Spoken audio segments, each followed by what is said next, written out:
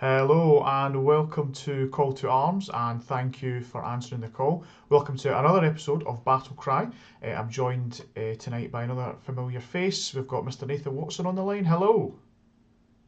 Hello, how's How it are going? we? Yeah, I'm good, thanks. How are you? Good. Good, Living the good. dream. And that dream would be Lack of sleep and two young children while doing a uni degree and working. It's great. that sounds Warhammer. that sounds amazing. Sounds amazing, mate. I did pretty much nothing today except make up a PDF of a Tzeentch review. So I think we'll Excellent. both know who's winning out of that. But no, absolutely not. Family comes first. But yeah, so we've got a really good episode for you tonight, folks. We have got our first book review, and that is going to be on the Disciples of Tzeentch, newly released. And yeah, it's going to be an absolute stonker. Hopefully, be able to have a look at a lot of the kind of key rules and key units that we're going to be seeing play, and yeah, maybe have a wee chat of some list ideas at the end of the discussion as well. So yeah, so before we get going with that, first of all, thank you for watching. Please like and subscribe and comment below as well. If there's anything that you think that we miss, or anything you think we get wrong, or anything else you'd like to add, then please comment below. We'd love to hear about it. And yeah, please check out the social media we've got going for the channel. We've got Instagram, we've got Twitter, and we also have Patreon as well if you'd like to support the channel. So thank you very much. Have a look at that. All links are in the description below. So without further ado, Nathan, let's do it. Sure thing. Tzeentch. Okay, Disciples of Tzeentch. So, what are your initial thoughts on the book? Looks good. It's a solid book. I think when the book first came, or when we first started seeing leaks, a couple of people were commenting that it just looks very much the same. Mm-hmm. And I think now in this edition with battle tactics and stuff like that, it's probably going to have the same sort of impact that the Nurgle book had. I've seen a few people saying that it's kind of maybe stealth good. Okay. Nothing just looks, oh my god, that is insane. Yeah. Other than the drama with incarnate stuff that some commenters have drawn attention to, but it probably won't last if it really was a problem. FAQ would see to it, but the book itself looks good. Yeah. No, I agree. I think it looks good. I think it does feel quite well internally balanced. Yes. Dare I say? Balance is always something that I think we wargamers are always asking for. And but yeah, I think they've delivered. I think it's well. And as you say, there's not one massively over broken unit that's making everybody that's the only thing you're going to be playing. I think there's Mhm. multiple ways in which you could play the book, and yeah, kind of I think we're maybe going to see a bit more skill expression with the book, potentially. So it Maybe. might not just be spamming the one thing. It could also be yeah, people taking into multiple different things, maybe even going kind of combined arms, as I've seen a lot of people thinking that the book kind of plays as. So yeah, I've really enjoyed reading through it certainly, and yeah, really been looking forward to doing this review. So we're going to be going through everything in the book. Let's say everything. We can't. We could go through absolutely everything, and the review would say be hours and hours and hours. But Yeah. I'd like to keep it to probably just the things that I feel and you feel are going to see play. I don't think there's much point going through artifacts or command traits that are just absolutely rubbish. I think that we want to be looking at the main stuff that we're going to be seeing on the tables. So I've tried to do my best to pick out what I think is going to be competitive, and you've done the same as well. So yeah, but as I say, if you think we've missed anything, or you think there's some honourable mentions in there, please feel free to comment on that as well. So yeah, let's get kicked off. So we're going to start off with our allegiance abilities. We get quite a decent swathe of allegiance abilities with each 2 pages worth. And yeah, some interesting additions, and also some things I'd say kept pretty similar from the last book as well. So I'm just going to kind of quickly rattle through this, and then we'll have a kind of a wee discussion at the end. And again, if there's anything you think that needs touched upon, Nathan, you let me know. So The first new addition to the book is we get a special ability called Arcane Armies. So we're going to have the ability to, before the game even starts, we can auto cast an endless spell and cannot be unbound turn one, which for me, I think that's a really good ability, really solid ability. It lets you get an endless spell out that's going to help your army, and it's not going to cost you a cast in your first turn. It's also not going to be able to be unbound by the opponent as well. There's only the Tzeentch endless spells though. Yes, exactly. So only Tzeentch endless spells. So the that would be the demonic sigil, the demonic Tome of simulacrum. Eyes. Yeah, Yep, the and simulacrum is the kind of simulacrum. bird heads. Yeah. Yep, and the tome of eyes as well. Yeah. Yep, perfect. So yeah, they can all be autocast pre-game and cannot be unbound. So there can be some interesting play there, I feel, and it can be used as quite a strong ability. As well as something new, we've also got some very similar things. So we do Yeah. have Destiny Dice returning again. I mean, I've just written in brackets, same as before. I mean, I've looked over it. I'm pretty sure it's exactly the same. It's Yeah. 9 dice. Looking at it here, don't see anything out of the list of things that we used to have before. I think that they've maybe added clarity to the save rules one in line with the third edition.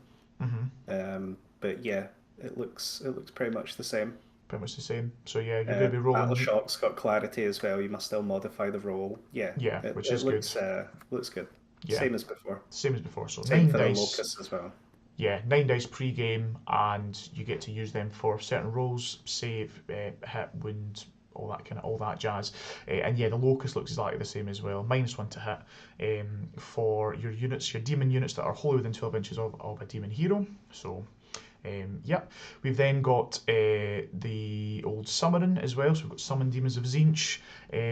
Every time you cast a spell, or well, anytime a spell is cast on the board, a fate point is received, and then you can then spend these fate points at the end of your movement phase to summon certain units from your heroes. They're all demon units, and your kind of starting one is at 10, and then works its way all up to 30. There's a few in there that I think will probably be the kind of the top picks. For me, I'm unsure as to why Brimstone Horrors and Blue Horrors are the same cost. Yeah, it That was the seems a bit same in the weird. last book as well. I'm sure. I think it's maybe just availability of models. Like Got you. they've definitely with the Pink Horror scroll tried to make it as approachable as possible for people that just have the models Mhm. rather than competitive sweats that will make sure that they have the ones they actually really want.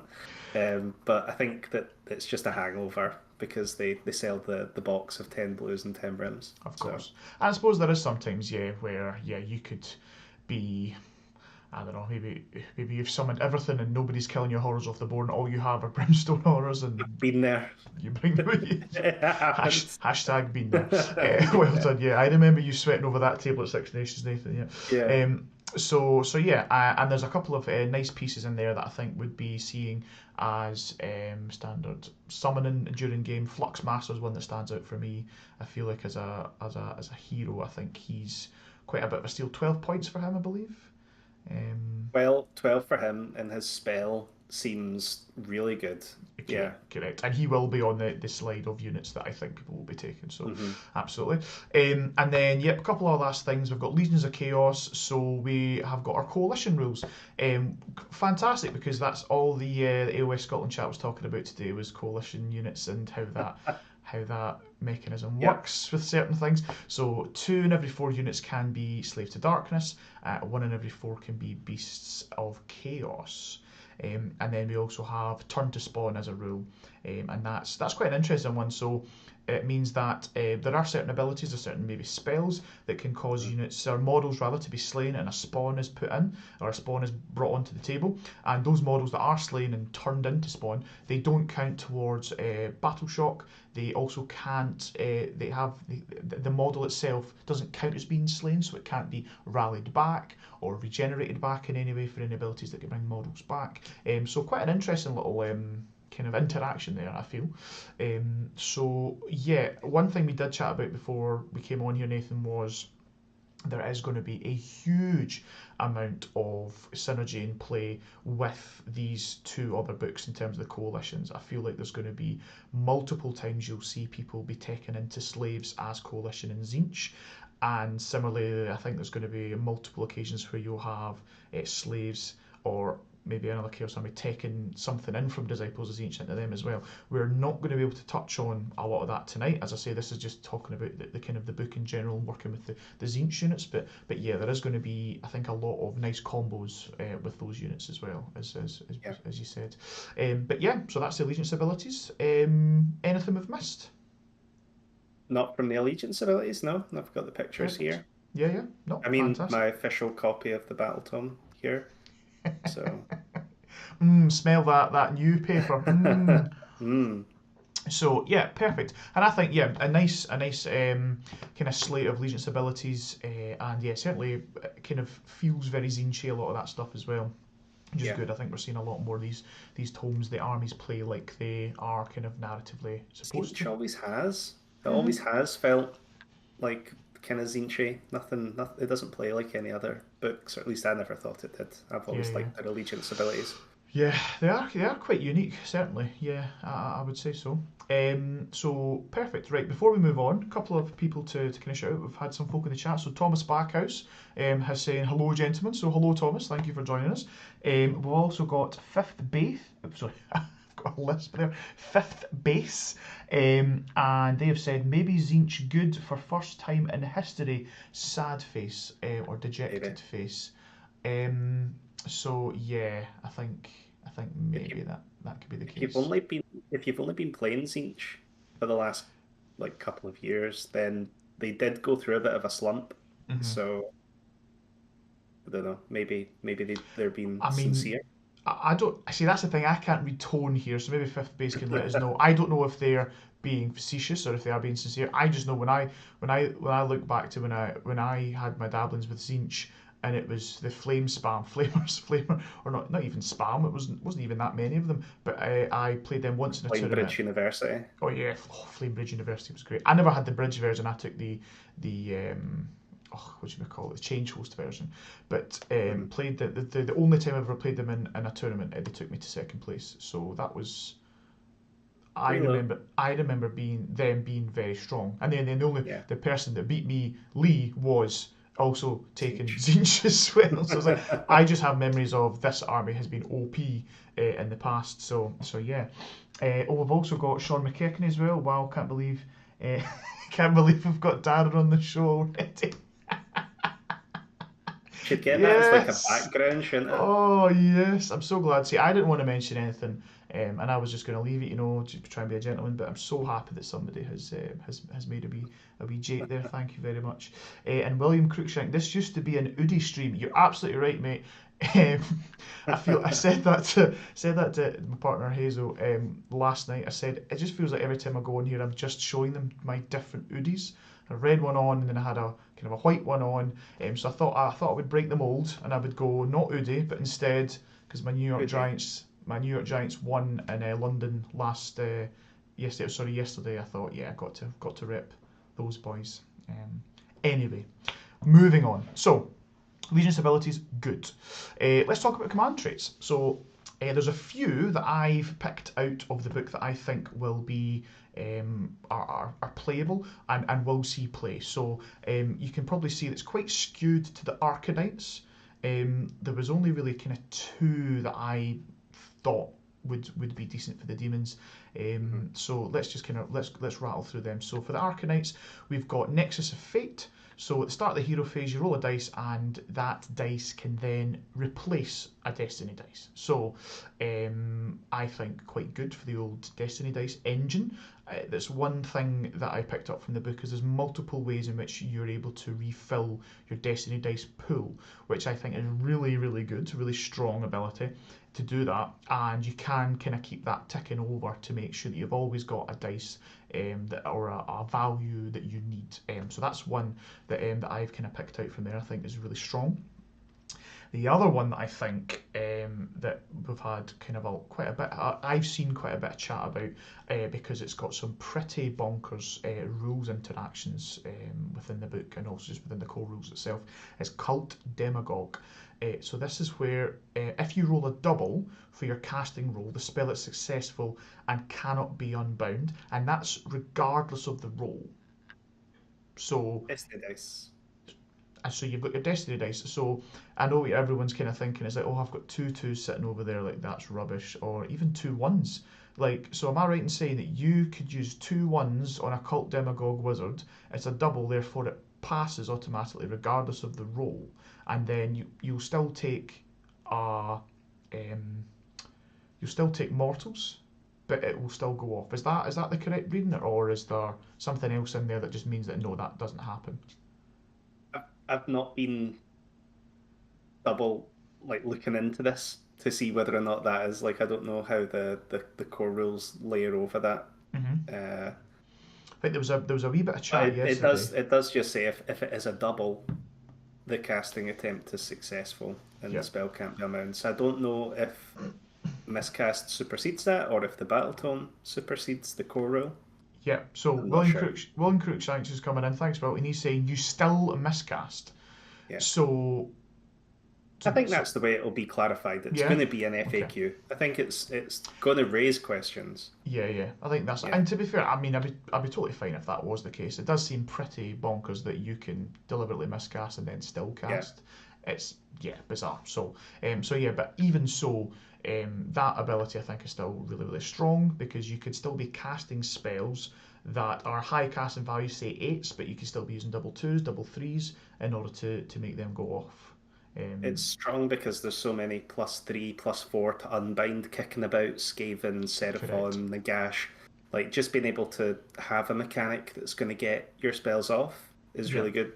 We'll touch on them later, but some of the spells are going to be meta defining to a point, I think, Hmm. just given the access to scrolls that this book has. Like people will need to account for it. Yeah, yeah. So I think that any way to get it through is going to be really good. Absolutely, Um, yeah. yeah, And we're just getting further chat on that. Will saying that according to the Tzeentch WhatsApp group, which in no way is official, but there's a lot of people in there that know rules and kind of know what they're talking about. They seem to yeah. be saying that you can choose the order of what happens. So you could choose the auto cast and then take your miscast. To Hmm. just take the mortals. So whatever way it shakes out, as you say, I think it's definitely an FAQ thing that needs Yeah. to happen there. So yeah, but yeah, still very strong.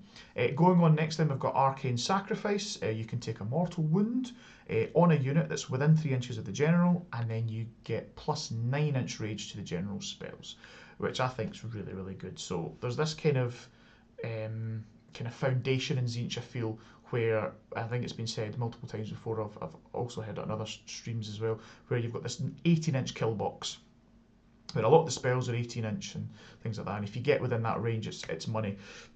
This then it just extends that. Okay, so now you've got a 20, 27. Yeah. now you've got a 27-inch, and then there are other ways to extend spells as well. You've got Umbral Spell Portal also Yeah. that can allow that as well. So now you can reach out beyond that range and potentially catch your opponent off guard as well, which is great. Yeah. And yeah, so I think that's really nice. And for only taking one mortal wound as well, I think that's a huge upside to that. And you don't need to take it on the general yourself. You can take it on just this wee pleb unit that's next to him also, which I think is great. So yeah, Arcane Sacrifice, and then the last one for Arcanites is Illusionist. Now I mean, looking at those ones we've seen and I think how powerful they could potentially be, I don't know if we're going to see this one that much, but I thought I'd put it in an honourable mention for the Illusionist. It's just flat -1 to be hit for your general at all times. So that's in combat and in shooting, which also means that in combat, if it's oh no, sorry, because it's not a demon, so it doesn't get the You additional don't get minus the to hit. locus. So it's just a straight minus. So again, I don't think it's as powerful. I think we could still potentially see play, but yeah, I thought it'd be good to just to kind of chuck in there. Gives you a -1 to hit against all out attack in the shooting phase, I guess, because Yeah, I think the all unleash of hell. the Yeah. mortal ones are going to be Oh, able sorry. to get the lookouts are. So it'd be -2, so effectively -1 into the +1. That's true, yeah, and that's really good. Yeah, I suppose, yeah. Not as It good was, as the other two that we just spoke about, though, I yeah, think. But yeah, yeah, exactly. But yeah, so then for the demons, we've got Nexus of Fate again. It's the exact same wording, so it's kind of strange as I've not really seen this before. We've got the exact same trait, but for the kind of the two it parts was of in the the last. heroes. I remember it from the last book. I don't know if it is exactly the same as replace a Destiny dice. I know that they used to have a command trait that they could add a Destiny dice like Cool, once per hero phase, and I think that both demons and mortals had access to it.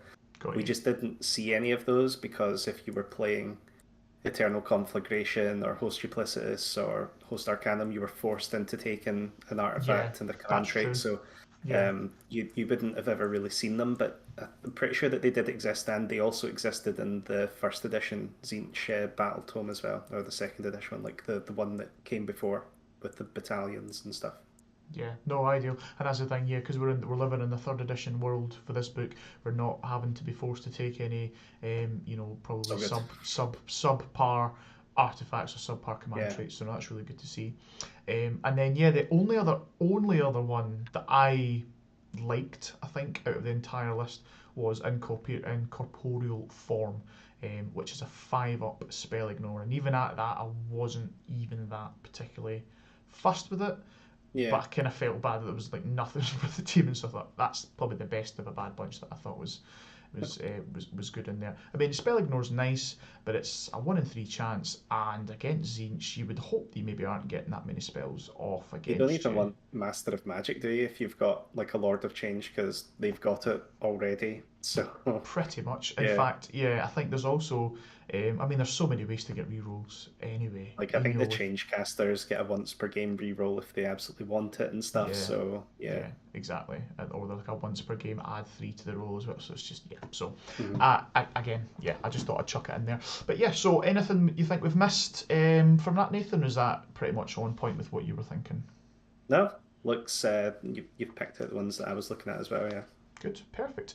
We've also got, just in chat there, we've got a couple other folks coming in to say hi. We've got Sinky, who is just posting emojis, so that's helpful. He's posted an emoji of himself, um, which is a monkey, and then something else, which I don't even know what that is. Somebody with a shiny No idea. hand. I have no idea. Thanks for your input, though, Sinky. That's perfect. And then we've got the bazooka. Paul Duduki is also saying hi as well. He's saying hi DJ and hi Netlist. So as you're affectionately called. So Yeah. thanks for dropping in, folks. So let's move on, shall we? So that's command traits. Let's look at the artifacts. Again, these are all the ones that I think are worthwhile. So for the Arcanites, now it's kind of flipped. So the Arcanites had all the command traits that I felt were good, and now it's the demons that I feel have all the good artifacts. So Yeah. for the Arcanites, we've got Spiteful Shield. That's 6s to save, deals 2 mortal wounds to the enemy unit. So that's unmodified 6s. If you roll 6s, you can deal 2 mortal wounds back, which I think's pretty cute. You know, if somebody's going to come in and womp your hero or hero with this artifact, and you're like, cool, I just rolled like 4 6s first to save, so there's like 8 mortal wounds back to you. So, you know, but I The don't. history of this artifact as well over the last couple of battle tomes, I think it's went through some kind of weird iterations. There was 2 different shield artifacts, and both Mm, of them kind of had these weird things that you could do with them, where you could like stack saves and stuff. I But like that. yeah, it's a shame to see how far they've fallen to Yeah, that's the sixes to save 2 mortal wounds. Yeah, Cool. exactly. So it's by no means is it a powerhouse, but I thought again I kind of felt bad for the Arcanites. I feel like there was nothing in there. Don't feel bad for So that.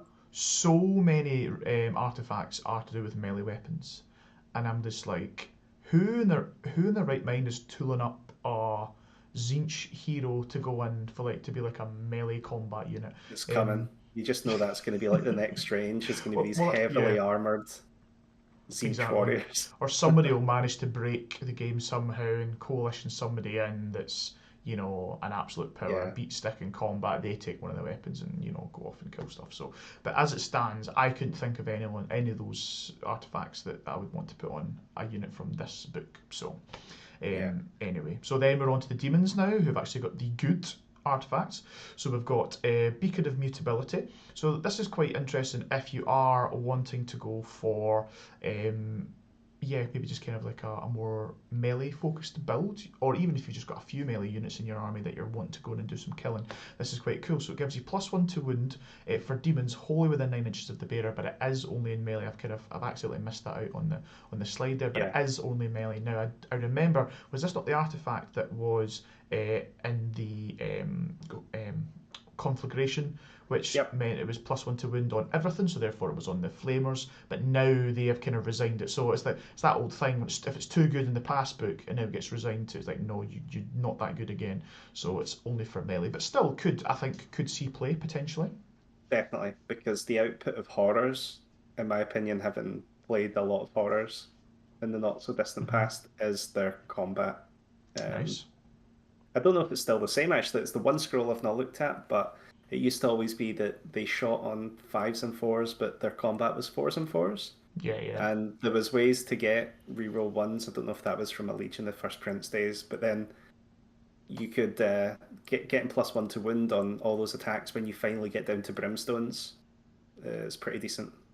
Absolutely. Yeah. And if you've got a big old host of horrors and they're all getting their attacks in because you know, Gallivets or whatever. Like 120 dice, right?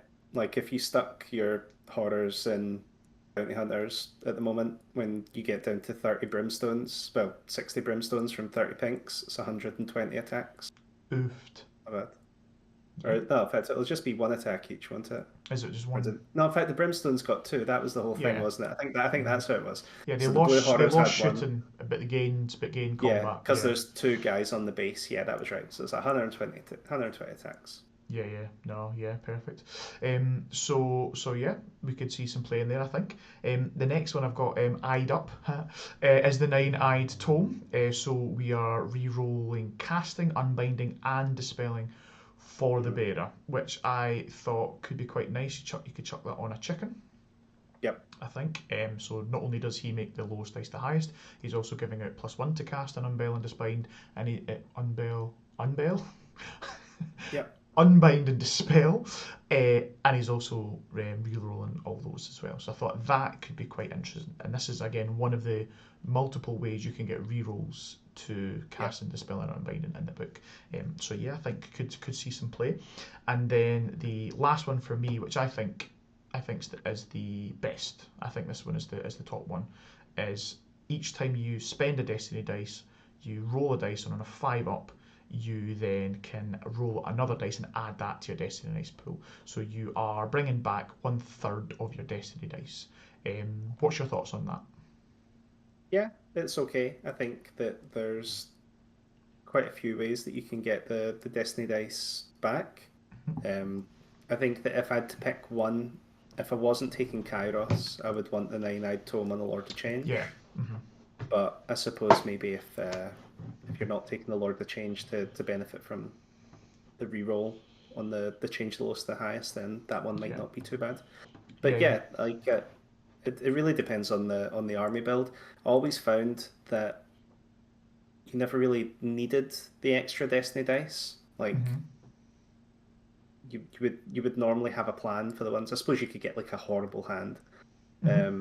But yeah, no, the old book never really focused so much on the recycling because the rest of your units were so efficient. Maybe now they've kind of built it into the book a lot more than the old ones. So yeah, I do generally feel that the path that they're maybe trying to kind of send you down is utilising the power of that Allegiance ability to Destiny dice, with the fact that you can recycle them a lot more now. I definitely am wanting to take into that with any Tzeentch list that I would look to run. And yeah, I know that obviously we'll talk about it a bit more detail, but Kairos gives you dice back. We've got a caster that can give you more dice back as well. And as we've just said there, there's artifacts that can allow you to bring back as well. Yeah. So I think it's generally a good play style. And then for the kind of last artifact I want to touch on, I've got it down as Old Faithful Arcane Tome. Yeah. I think it's actually on the war scroll of some models. I Yeah. think the Change So caster has Arcane Tome as its yeah, rule. So it's funny how G-Dubs couldn't possibly come up with a different name for any of those special rules. The only thing they could think of is like Arcane Tome. They could even think Book of Magic or like Tome Arcanum or just something different. But yeah, if you give anybody in the game like your Night Hunt character Arcane Tome, now what that means is that you can reroll a casting with 3 dice because that's the That's how rule. that's how I would read it. That's how I would read it. I would say it's on my war. It's on this other war scroll. I've printed this out. Actually, it's not on a piece of paper. Took it to a tournament, and this is it here. So yeah, so that's good. And I think Arcane Tome is great for this army because I mean it's great for most armies, but it's especially great because it's giving you an additional cast. So you now can get access to a lot more 3 casters. So you put this on a chicken, he's a 3 caster. There's a wee combination where you can put this on a cult demagogue. Hero of some kind and get an additional cast as well with their special rules. So we'll talk about the Magister on Disc a bit later on. But you can make other people 3 casters with this guy. So I think it is a really good artifact. So yeah, anything you think we've missed in the artifacts, Nathan? Anything else jumping out at you? Let me just have a quick scan. Don't think so. Mm, I didn't look past the Nine-Eyed Tome though, or yeah, Arcane Tome. So yeah. no, nothing else that I Perfect. see. Yeah. Perfect, cool. Good. So yeah, now we get to move on to the spell lores. So we've got 2 spell lores, same as before. We've got the Lore of Fate and the Lore of Change. So Fate is open to your Arcanite wizards, and then Lore of Change open up to your demon wizards. And the Blue Scribes. And the Blue Scribes, The yes, Blue the Blue Scribes Scribes. can get Lord of Fate, interestingly. Yeah, I yeah, didn't. which is cool. So even though they are demons, they're not mortal Arcanite. They can get access They've to got that all the lore as books. well. They got So all the books. They're so all well the read, Arcane Tomes. so Yeah. well read. Yeah, they've got like mega minds. It's just amazing. Polymaths. So yeah, I really like the Lore of Fate. I was struggling to find a spell I didn't like in this entire thing. I think Yeah. there was only one which we can have a wee chat about. But again, I think it's something that you bring a combat wizard, combat mortal wizard in Infusion potentially. Arcanum. You could You be used to taking give it to Infusion Archaon. Arcanum. And I think Yeah. if people are going to run it, he will be taking it again. I think because of his War Master thing, he doesn't get the spells, does he? I don't know how that ended. I just know I've True, not because seen he's it. also. Yeah. It's Oh kind of like no, Nagash, wasn't it? He doesn't get the Allegiance abilities. but he does have but he does have access to all the spells of the sub faction that he's in, or the faction that he's in. If he's a Night Haunt, he knows Okay. all the spice. He knows all the Night Haunt lore.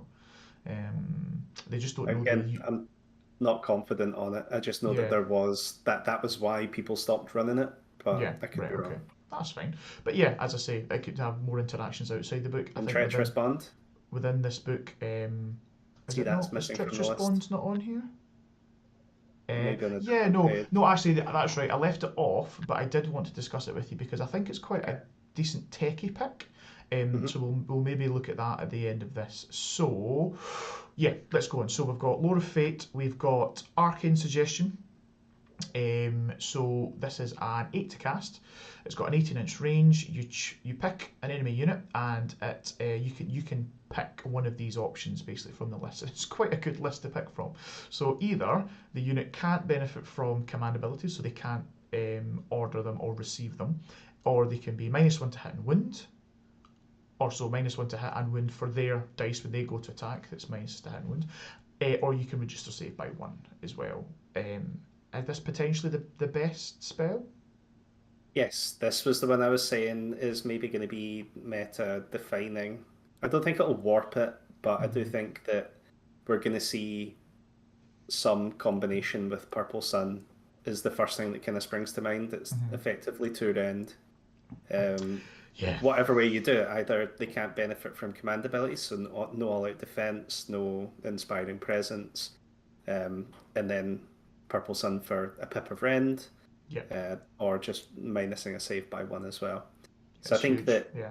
this is going to be big, and I know that we're not really talking about it in the show, but I think that for that spell, whoever can ally in the Blue Scribes to be able to cast it on the 2+, because they have access because to it. he gets access to the whole lore on his War Scroll. Like, I think that we're going to see that pop up a wee bit. 100%, yeah. I mean, what army wouldn't want access to that? Yeah. It's huge. I think, yeah, you're probably, as you say, you're probably going to see the no command abilities or the save, I think, used the most, because it's just so strong. It's so strong. Yeah. Yeah, and thanks to Lee, I know that you'd kind of messaged back, Nathan, but thanks. Yeah, he'd said that Archeon doesn't get the keywords that are required for these kind of spells, so it's all linked to Disciples of Tzeentch, not Tzeentch. They've kind of tidied that up a wee bit then, so it's all Disciples, not just border, just like broad general Tzeentch. So yeah, so then we're going to move on to talk about Shield of Fate. So we've got 6 to cast, 18-inch range, and then depending on your Destiny dice pool, what it's sitting at, you can get different rewards. So I believe it's the more Destiny dice you have, we kind of start there and then we work our way down. So we've got a 6 up ward for a unit. And then if you've got less Destiny dice, it's 5 up ward, and then if you've got less again, it's 5 up ward, and they have a 4 up spell ignore as well. Yeah. Which seems pretty decent. Chuck this onto a unit and fling it forward or whatever, and sit on a point, and it's going to be quite hard to shift. I've had a lot of experience playing Pink Horrors with a 5 up ward when I was playing Legion of the First Prince. And how did you find that? It's okay. It was okay. Some efficiency there, yeah. But yeah, giving him a 5 up ward is nuts. Yeah. Oh, 100%. Yeah. I know that you've probably not been seeing the Pink Horror build this GHB because of Bounty Hunters, but I think that this kind of puts it back on the table until Bounty Hunters is gone. But when Bounty Hunters is gone, I worry about this a little bit. Yes. Because like a block of 30 Pink Horrors through the bridge with this on them is going to be so easy to deliver. And yeah, you're gonna need to throw a whole lot of slap at it to get anywhere. But 100%. Yeah, especially if you've got the locus in place as well for the -1 to hit on them and stuff like that. So yeah, 100%. Maybe pretty tasty. So then we've got Glimpse of the Future. Yeah, so it's a 7 to cast. You just gain a Destiny dice. So yet another way of getting Destiny dice back. So a nice decent pick, I think. And then good old favourite, we've got Bolt of Tzeentch. Cast on a 7, 18-inch range, and it's d6 mortal wounds. And you can use Destiny dice to affect that damage. Can or you can't? I'm thinking can. Is that not correct? You never used to be able to. It used to be the damage of a weapon. Oh really? Because when I was looking at Allegiance, pretty sure it came up damage of spells as well. Yeah, the PDF I've got is unfortunately cropped before that bullet point. Oh no, you're quite right. Yeah. So I guess no then. So any roll that determines the damage of a missile or melee weapon. That's what it always used to be. Perfect. Unless you were a dirty cheater. I'm pretty sure there was a whole bunch of people that just took it for granted you could use it on spells. Yeah. Yeah, because that'd be nasty. Yeah. Well, obviously, you're saving your 6s for that, and it's pretty nasty. But yeah, so from what we can see in our lovely new Battletomes, is that that's not the case. Yeah. But yeah, perfect. But again, it's just I think just a good solid spell. So yeah, let's talk about the spell that's missed out. So we've got Infusion Arcanum, so we've all kind of discussed that a wee bit. We don't think that's going to be used at all because it's Disciples of Tzeentch only. What about the, let me just find it here, Treacherous Bond. Treacherous Bond. Yeah, you always used to, you did used to see this in the older versions of the lists, like before the Archeon one and before the Flamer spam. We don't really have any missions that benefit from heroes standing on objectives, but like I still remember like casting this with my Gaunt Summoner and bonding myself to a unit and transferring wounds from the Gaunt Summoner that was just standing there like a little demigod. That's on the old 3-pop, yeah. Yeah, like things like of arcane power. You never know what's going to come up in these GHBs for missions and stuff. If that does come back around, then having access to a spell like that can increase the survivability of a 5 or 6 wound hero is pretty cool. Yeah. So So I there's a think, lot of heroes have got that built into their war scroll, don't they? Like being able to have that bodyguard. Like if you think about your spirit hosts and yeah, stuff like Spiros is that, great. it's effectively like that. Yeah, I think the thing for me why I left it off is I do think it is kind of it's quite a techie piece, and I just you might see play, but also because it's keyworded, it has to be you're putting wounds Mortal. onto mortal, Yeah, just and noticed that. I It's just just don't the think you're good. I mean, you will see mortal units. I just don't think because you yeah. yeah if it was just Tzeentch unit, I think yeah because you've got those big piles of horrors that can take the mortal wounds, but It because did it's used to be, mortal, yeah or at the very least, it was Arcanite units. Because I yeah. remember putting it onto Zangor and stuff. But I take it the only mortal unit is the Acolytes now. Is that right? No, but Zangor as well. Zangors they're still mortal. They're Arcanites, um, and they could then still get their their 6 upwards for the shields and stuff like that. But again, I don't feel that you're going to see. Oh wait, no, sorry. Oh no, they're not Yeah, no, keyworded mortal. Zangors are No, Beasts of Chaos, aren't they? that's correct. Yeah, so it's Or Zangor Gore, Ghost. Yeah. something Gore. Yeah, So yeah, so basically we're talking Kyric acolytes. Yeah. yeah. I Which think I you'll don't see know. a lot more of them than you used to. Yeah, 100%. I think, and they are on the list for they are on the list for what unit I Mm, think we're going to see more play with, which is good. And we'll kind of talk about that a bit later. yeah. But yeah, just catching up with chat. Yep. So Lee's keeping us right. Yep. He's saying there's only one mortal in the book. Yep. And yeah, to pass wins off to just the No acolytes. surprises what So Lee's going to be playing. Tzeentch has always been he loves a his bit of go-to. Tzeentch. Yeah, He loves a bit of yeah the because he planning looks of like a wizened wizard, but a dirty Gandalf. Yeah. so so let's move on, shall we? So that's Lore of Fate, and then we've got Lore of Change. And again, I couldn't really.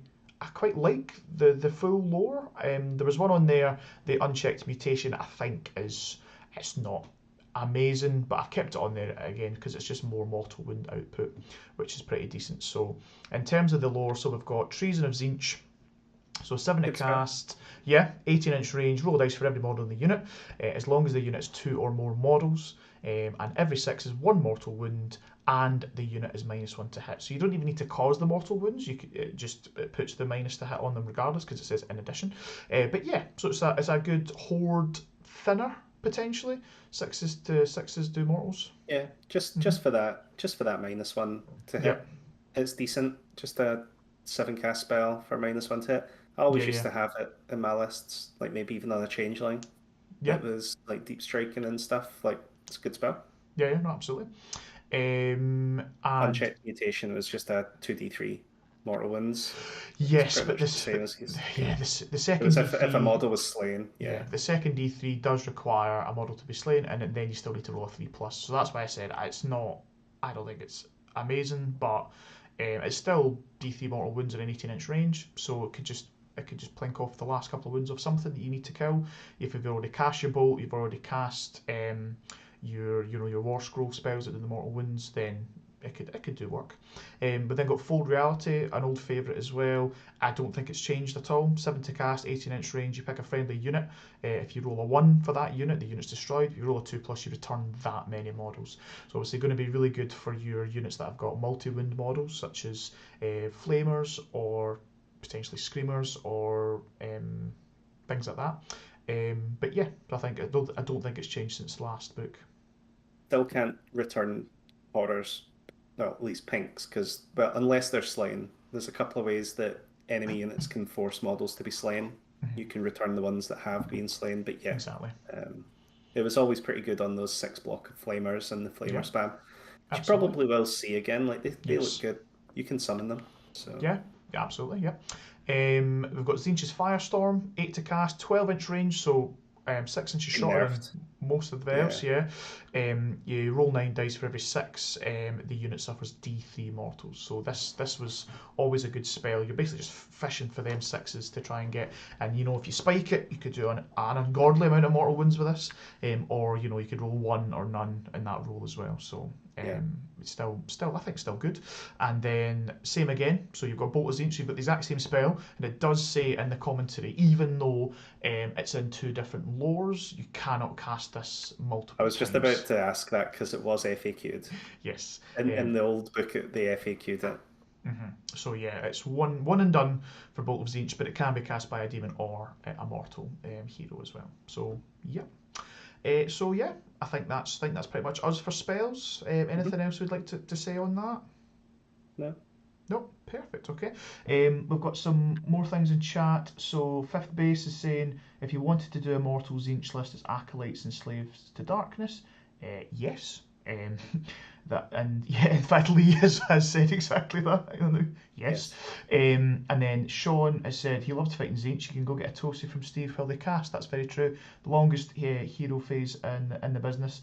And then he's also. Oh, yeah, well, second longest, we'll see. And then he's said, does it not make a spawn anymore? So I think he's maybe talking about unchecked mutation. No, that is not I don't think the it did case, in the I don't last believe. version either. No, there are some spells that will cast spawn, but not this one. So yeah, so that's the spells, folks.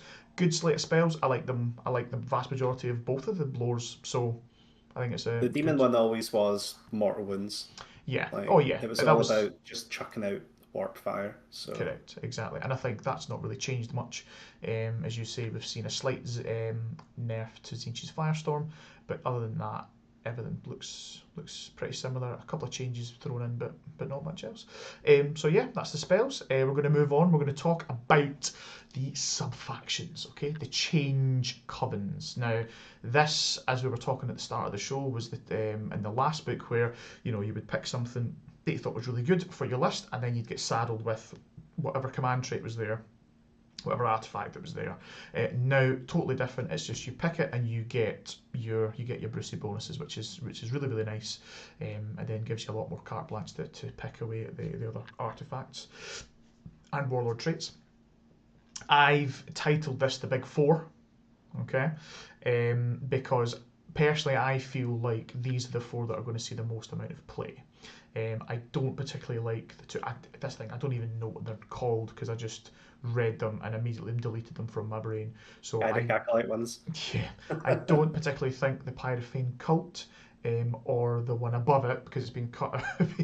Yeah, off. can't remember what it's called. Don't, but like the one that can do stuff for Zangor and Carrick Athlete. Cult of Transient Form. There we go. We did see Transient Form do really well at a tournament 2.5 years ago. Somebody took 90 Zangor to Warhammer World and did well. Yeah. No, that's. But I mean, that actually might be all right because Zangor look like they might be okay. But I'm liking Zangor. I don't know enough about it. Yeah, no, I'm just not particularly. I don't think the ability is that strong at all. But I think that you could still run the 90s Angor list, but in a different way anyway, and just be better. A different. I don't think you can afford that many anymore. It used to be a lot cheaper. They did, but I think the point has gone up, but I think that they have gotten better as well to go along with that. So yeah, so we're going to start off with the old favourite, the one I loved running, Eternal Conflagration. It's also the one that everyone loves to get saying it wrong as well. So many times I hear it conflagration. Conflagration. Yes. Conflagration. Yes. Roll those R's. Just conflagration, or Flamebridge University. Correct, yeah, Flamebridge University, correct. So it's exactly the same. All of your flames get an additional rend. So that's Horrors, Flamers, Exalted Flamers, and the Chariots. And the Chariots, yes. So I've bracketed there Flamer Spam Go, because I think that there could still be play for running the flame lists. You do get a good number of shots out of them. They are still D3 damage. There's multiple ways to get extra rend or reducing your opponent's armor saves. So still make the Flamers battle line. Correct, 100%. Yeah, that's right. Yeah, written on there. Yep, Flamer battle line. So again, that fills that slot as well. So I think it definitely could be a solid pick.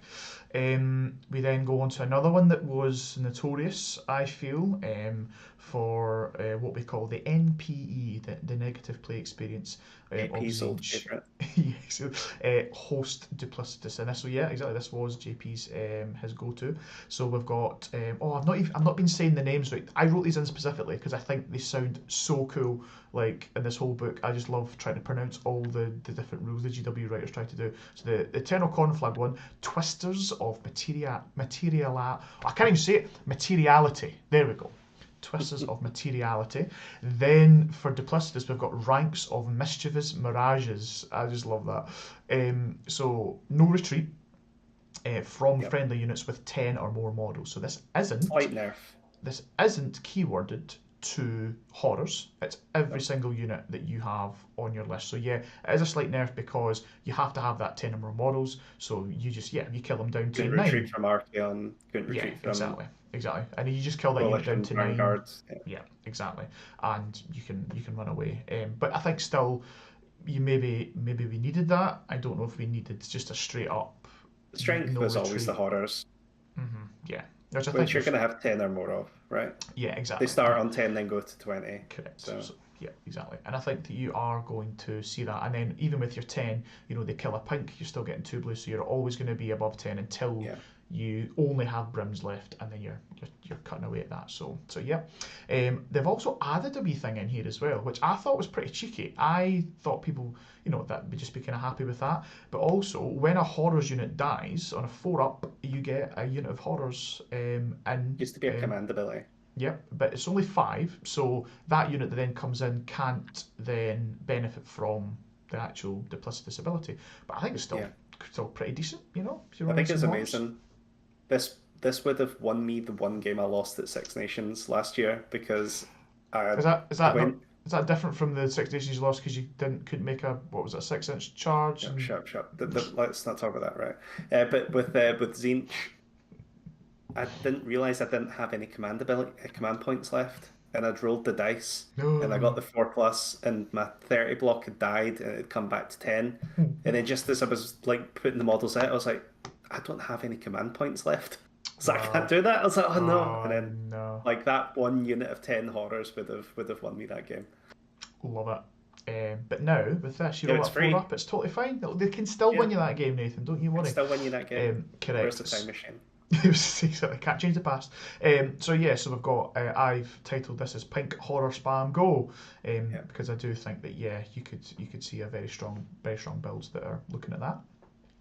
Our third on the list, we've got the Host's Arcanum, and this has been kept quite similar, but they've actually lost something, which is a bit sad face. So they've got Thieves of all things arcane. So you've got your turn 1, turn 3, and turn 5 auto unbind of a spell, which is really strong. This is the coven that you've chosen for your list at the end that we're going to discuss. Definitely can see a lot of play for this. They did lose their artifact, which allowed them to summon 6 screamers for free. The banged circlet or something. Something like that, which is a wee bit upsetting, but we still get Screamer battle line for this, and I do think that we could see some Screamer spam. Because their mortal wound output now has improved. It used to be that when they fly over, it was on 5s, I think. Now it's on 4s. I think that you could maybe see some big squads of screamers just shooting about the table doing mortal wounds on things. Their combat profile's actually gotten better.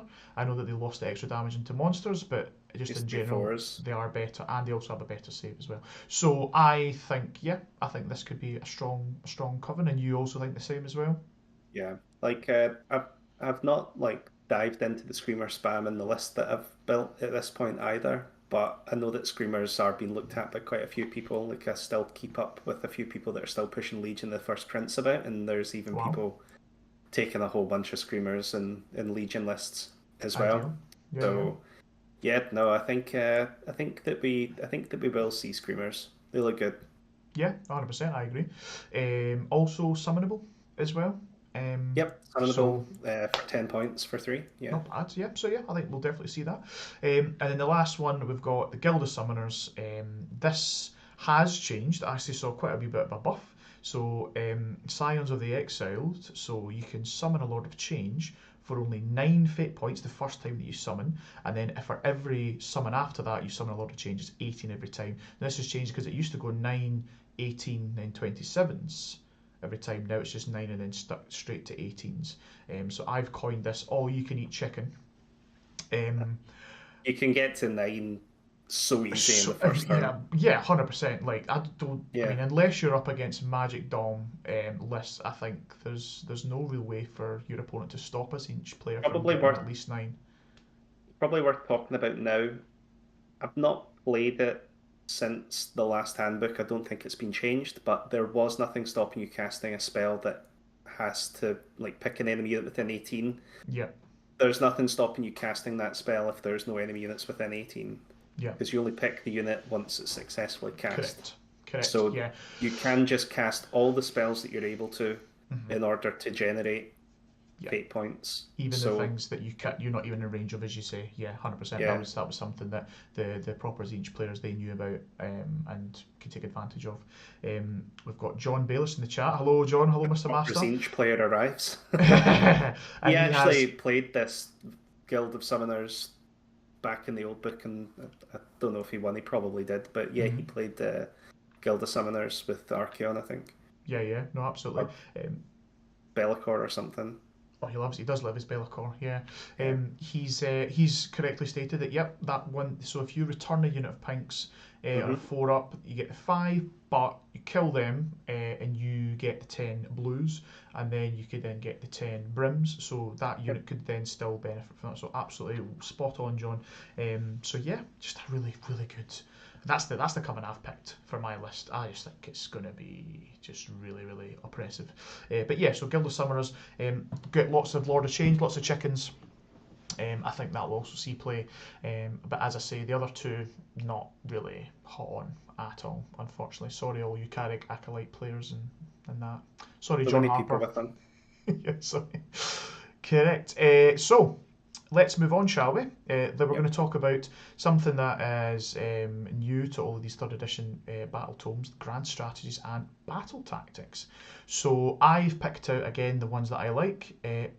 Unfortunately, I like all the battle tactics for Tzeentch. I really do. There's one that I think is quite a corner case for one particular coven. I think everything else is so doable, and So yeah, kind of. we're going to talk about Grand Strats first, We are going to talk about or grand strats yeah. first, but I just wanted to point out why I've written This every is the single battle strength. tactic down. Yeah, This is the this is strength of the book. it's going Yeah. to be really, and I think that's it's something that we've seen before.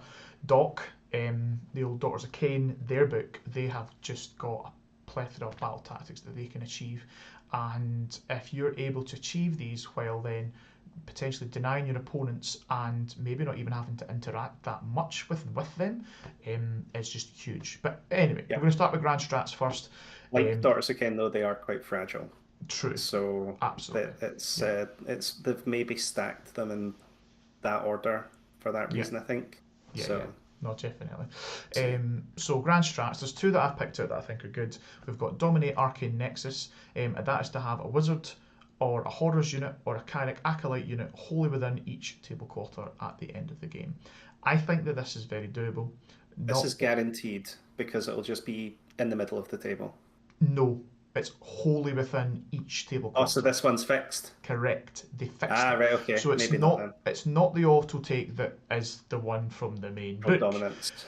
Yeah. But I still think I still think it's going to be doable because not only with your own units, but then also with the summoning that you have access to as well. Show of Um, dominance is with summoning as well, though. exactly. So Yeah.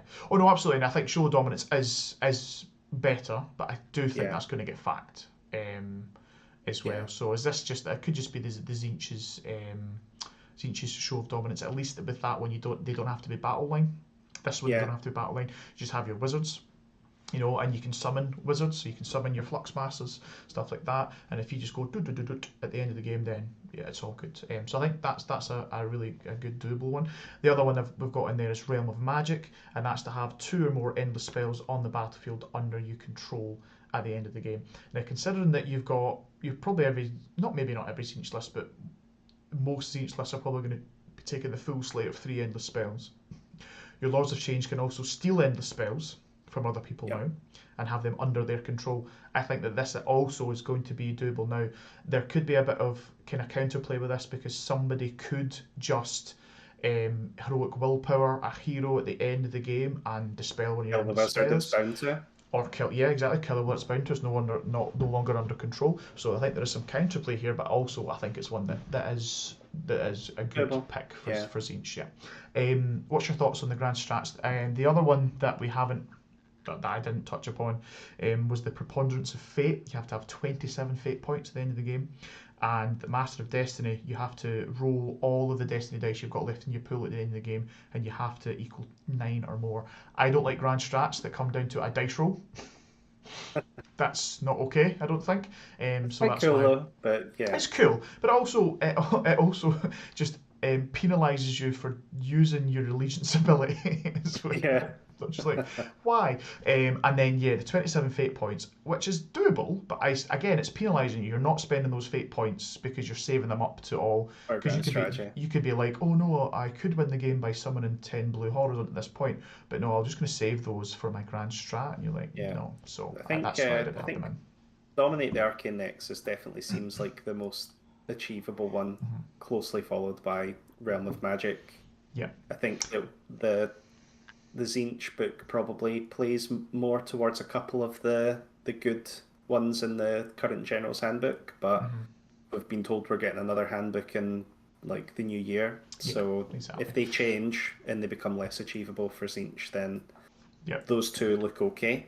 Absolutely. Um, Yeah, and again, yeah, you said it right. Even if you don't want to take one of these, you've got the full access to the grand strats that are in the book as well. And for teams take care of that. events, Yeah, if you don't have access to some of the generic ones that you would maybe like, then you could take the hit and you could play to achieve one of those two. So definitely. No, yeah, absolutely. Yeah.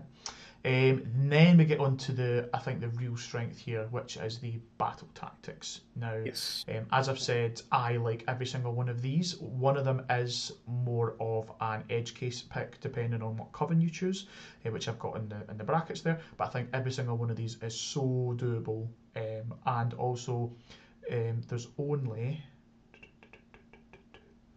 I suppose I was going to say there's not a lot of interaction. There's a couple that they're not requiring in much interaction, and there's another couple that are that do. Does kind of depend on your opponent. So we'll go through them. So first one we've got call for change. Sounds like a kind of like a political slogan. You have to summon a Lord of Change. So for me, this is just like Guild of one, Summoners. This is just an auto done. You're like, yeah, oh, turn one, right, cool. That's there. It says a chicken there.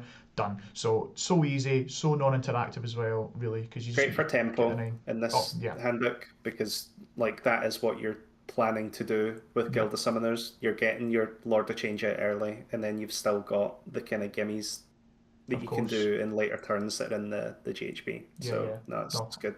100%. You then got Mass Conjuration. You pick a wizard to cast 3 spells. I think that is very There's only doable. a couple that can do it, Well, but yeah. you So you've can got tech for it.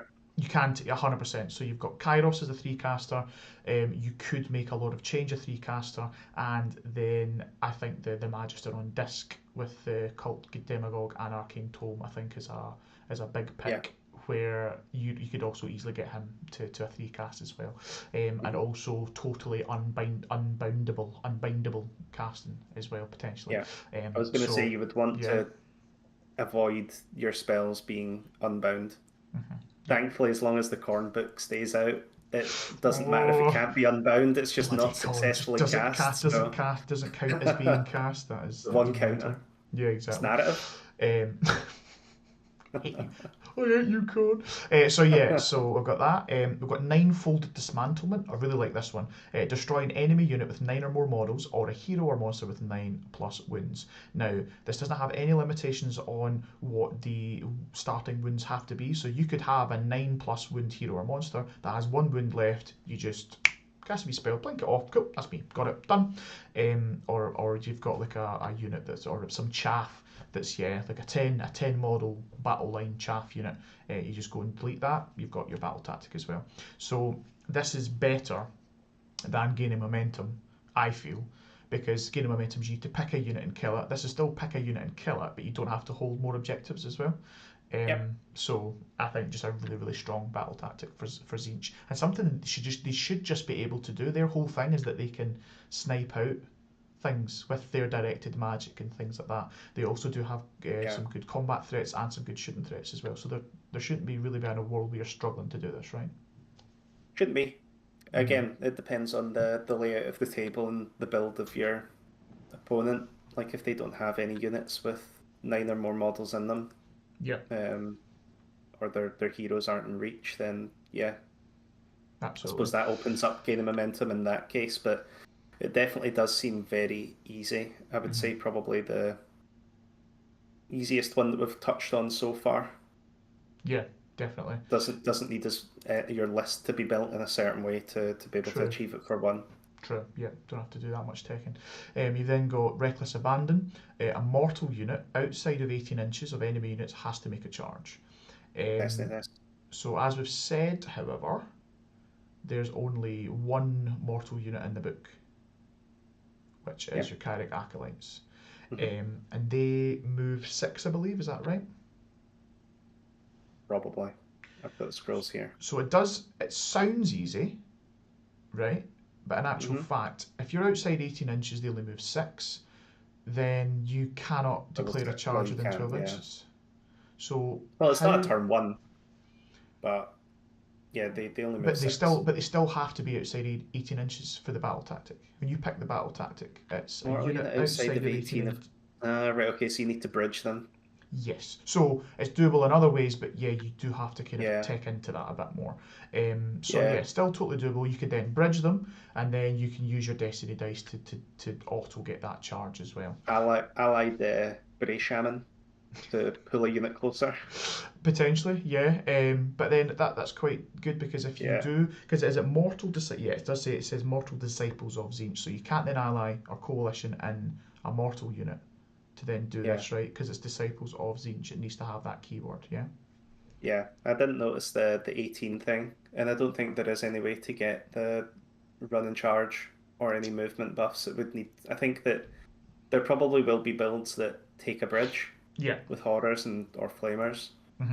Yeah. And I think we are still going to see bridge as well, so not a problem at all. Oh, we're also forgetting, there's mortal heroes. There's mortal heroes that can move like 14, 16 inches. So there you go. Totally doable. Yeah, because in my head, I remember thinking, I was like, oh, but there's Zangor on disc, or they're lightened on disc and stuff like that. But I'm like, they're not mortals. He is mortal, yeah. Yeah, because he's quite tanky as well. And I think that I have seen a few people building a list with the Fate Master as well. Yeah, absolutely. So yeah, we've got that. That's Magister on disc, Fate Master on disc as well. Could have access to this. So this is very, very doable. Fifth base. I can't see what the Ogroid is. I'm assuming the Ogroid is Gore as well. Like he's not mortal. Yeah, well, he'll be a wizard and have access to lore of Fate. So let me does check. That have to be mortal keywords? Have a double check on the Zangor Shaman will not be mortal. Ogroid. He's got hoofs. Do you need to have toes to be immortal? He has hoofs. While you're checking that, he's an Ogroid. He's an Ogroid. Perfect. So it's in the name, isn't it? That doesn't say mortal thaumaturge, does it? Powerful keywords. No, exactly. Fifth base is asking to coalition get the keywords. They do not get Disciples of Tzeentch keyword. They just get Tzeentch. They have to be given Mark of Tzeentch keyword. So yeah, they don't get Disciples of Tzeentch. But yeah, so now that we know, now that we've remembered that there are mortal heroes that fly very fast, this is extremely doable. Definitely doable. And yeah, you just charge them into some chaff, some rubbish that isn't going to kill them back and get it. Cool. And then the last one, we've got Tides of Anarchy. Gain control of an objective you didn't hold and have 9 or more models contesting it. So also extremely doable, especially in a horror world. I think that this is... Actually just reminded me of the old Tzeentch agendas, which are gone now, aren't they? So that's the thing. So that was an agenda, yeah. I have heard that, and also there's nothing in here that's saying that you have to cast 9+, but a lot of these they kind of reminded me of, oh yeah, remember like you had to make a charge. You used to count as 3 on an objective, didn't you? Or 2 on an that objective. That was horrible. Making a horrors unit get that done, but it's fine. You can still count as 3 with expert conquerors. Don't worry about it. So yeah, that's the grand strats of battle tactics. Anything we've missed, do we think? Don't think so. Perfect. Cool. Right. Smashing. Let's move on. So we're now going to be talking about the units of the book. Again, we can't go over every single unit. We'll be here forever. We're just going to talk about the ones that we think has got particular play. So yeah, let's go over it. So we're going to be talking about the big man himself, the Fate Weaver, Kairos Fate Weaver. So Look what I they've done think. to my boy. So Look what they've done yes, to my boy. he has seen some changes, and this does mean that he's not as shiny for allying him into other certain other lists. He's also 430 points. So Absolutely gutted. in terms of allies, just straight up allies, nope. But yeah, so I don't think you're going to be seeing him in any Legion of the First Prince lists anymore, Nathan. Nope. Nope. Lord of Change, you'll still see. Yeah, Lord of Change is actually better now, but 100%. Yeah. yeah, they've definitely changed Kairos to Yeah. not really have much other than providing strength to the allegiance ability on Correct. his war scroll now. Yeah, yeah. Like they've even given him Infernal Gateway. They've not even given him his old spell, which was the one that created the Chaos Yeah, Spawn. and They that was could slay them all down. the flat six mortals as well. Yeah, So good. It and was yeah, you amazing. you did more damage with Infernal Gateway, Well, but depending on how you roll, yeah. it was like 2 ups, right? Or 3 ups? Three Three ups ups. on It was nine three dice. ups. Yeah, Yeah, you average. If you roll exactly average, it was 6 mortal wounds. But again, you yeah, just one either way. But yeah, anyway. But yeah, even with those changes, maybe for the negative, I still think Kairos is worth it in this book. yeah. It's in I've Tzeentch. got him in my list at the end, and yeah, let's have a wee chat about him. So he is a demon. He's a 3 caster. He's the only natural 3 caster, 3 cast wizard in the book. As we've said, there are other ways to get that, but that he is the only kind of on the board 3 caster. He gives out a lovely aura of +1 to cast, dispel, and unbind, wholly within 18 inches of him, and this does stack. So if you were to have another big bird next to him, then you could get up to +2. Another big bird, you get up to. But you see where I'm going with this, so you can get these stacking aura buffs on there as well, which is quite nice. He knows the entire Lore of Change, which is great. Don't have to pick a spell for him. He knows everything. So he's just your kind of your toolbox caster. He can cast whatever he wants whenever you want. Whenever you need a certain type of spell, you can cast them. He's also got the fact that he can steal endless spells. So if he successfully unbinds an endless spell, he can then take control of it, which also is great. He is going to add a destiny dice in every one of your hero phases as well. So yeah, yeah. Don't worry, Lee. I know Lord of Change doesn't know the whole lore, because if you see on the slide it says 2 caster doesn't know whole lore. So just maybe stick your glasses on, mate, and then maybe we'll be all good. Yeah. He knows the whole demon lore. Yes, yes. Kairos Fater. I did say that he knows the whole Lore of Change. Yeah, he knows the whole Lore of Change. The Lore of Change does not know the whole Lore of Change. Correct. Yeah, he does. Does he? Yeah, because he can be allied at 400 points, and he knows the Excuse Lord of me? Change. Excuse me? Yes. God, I need to get my reading glasses on. Ah. Here's me throwing shade. So he does know the He whole does. Lore of Yeah. Change. It's in the Oh, that's awesome. Yeah, so Beacon of Sorcery, yeah. he's just gone up again in my books by another notch. So that's amazing. So you've got access to 2 people that can know the entire lore. That's why mine's has Ghost Mist on my list. That's amazing. Yeah, that's true. I was like, oh wow, it's so techie, Nathan. Amazing. He's like, oh no, wait, it's because he didn't have He to already pick any knows of them those all. spells. Yeah. Fantastic.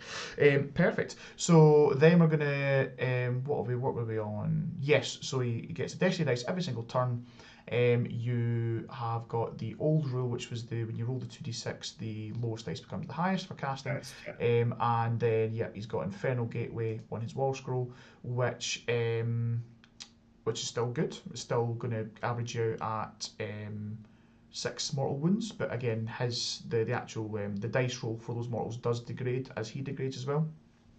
And I think the big thing that I know you're definitely in mourning for, maybe a lot of other people, is the fact that he's lost his ability to change a dice value, any dice value, once per game. Yeah. But having said that, even with that change, I still think he's great. I still think he's worth it in a Tzeentch build. Like he is good. It's a hard pill to swallow when his points are kind of the same and he's lost his defining characteristics. I suppose people might not hate him as much anymore. Yeah, And I know when he was cheaper, you used to see him allied everywhere, and you would see mixed chaos filth lists, and then obviously Legion at First Prince, which is a hard control. So I think it's more yeah. fun to play against them now than before. Well, yeah. And I mean, the he's fact that you still can't he's just still say strong no. in his own right. Yeah, but Oh, 100%. Yeah. that was such a defining part of his identity, and it's a shame that it's gone. And yeah, we'll pour one out for him after Pour the it, show. pour one out for the old Kairos. But yeah, I think Yeah. still a good unit. We've then got Lord of Change. So now I'll have to change that to see above, except two caster and no Yeah. extra destiny dice. So he does indeed know the entire Lord of Change. Thank you very much, Mr. Martin. I'll hold my hands up. That's fine. That's fine. I'm He very gets sorry. access to weapons as well, which Kairos doesn't. That's I true. think Yeah. that's like he gets a 2d6 shooting attack, which was Mhm. always it was kind of cool. Like I liked the Lord of Change shooting attack. It's nice, yeah. Rod of Sorcery is good. 2d6 shots. Was it threes minus 1 damage? Um, it's just a wee bit of extra output for something, yeah, which you can't really sniff at. Yeah, it did kind of surprise me that Kairos hasn't got some sort of ranged output at all. He's just got his staff, which isn't that great for combat. But yeah, I think Lord of Change, you'll definitely see builds there. And as you said, if you can turn him into a Kairos-esque caster, Yeah. just without the additional destiny dice. So In I days think gone by, I ran a Lord of Change called Pluck Norris with the sword and gave him Demon Spark for extra attacks, and oh then well, Infusion Arcanum to give himself the yeah, +1 to hit and extra amazing. attack, and +1 rend and +1 damage, I think, was one of the things you could give him. And he just used to go in and Well, just tear shit up. did it make But people just go what? Like that was the old yeah, phone it outs. was back at the start of like AOS 2, I think, Yeah. or maybe even before AOS 2, maybe in the end of AOS first. But you could probably still do that. I've not even looked at the artifacts and Yeah. melee command traits, but like he's all right. Yeah, I think as you say, you could maybe build something quite cute. Get the old meme of call an ambulance, but not for me. Type meme going on. Yeah. But yeah, so I think that's ideal. He's also 30 points cheaper, so it frees up something else in your list. So yeah, we like the chickens. We then go on to the Flux Master. So he's also a demon hero. I've tried to do all the kind of demons first and then the kind of Hmm. mortal stuff after.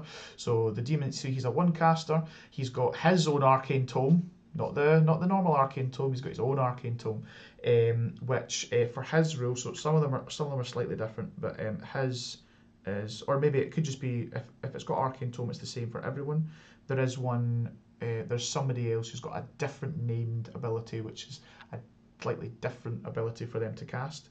But the Arcane Tome is once per battle you can reroll one casting roll, and if you do so, you add 3 to the new casting roll. So yeah, if you just really want to get a spell out, then that's a way to do it. Could also stack with the +1 or the +2 or the plus whatever from the Hmm. chickens. So yeah, cool. He's got quite a decent, I'd say a very toothy War Scroll spell. Blue Okay. Fire of Tzeentch. So it's an 8 to cast, 18-inch range. You pick an enemy unit, you roll 9 dice. For every 5 up, you cause a mortal wound, and for every mortal wound you cause, you gain a fate point. That means that on an average dice roll, you're going to be causing 3 mortal wounds, so that's 3 fate points, plus you cast the spell itself, so that's 4 fate points just from one spell So with on things average. like this, I think it's wrong to just say on average that's 3 mortal wounds. This is a 170 point wizard that can do a Yeah, potential of 9 mortal wounds.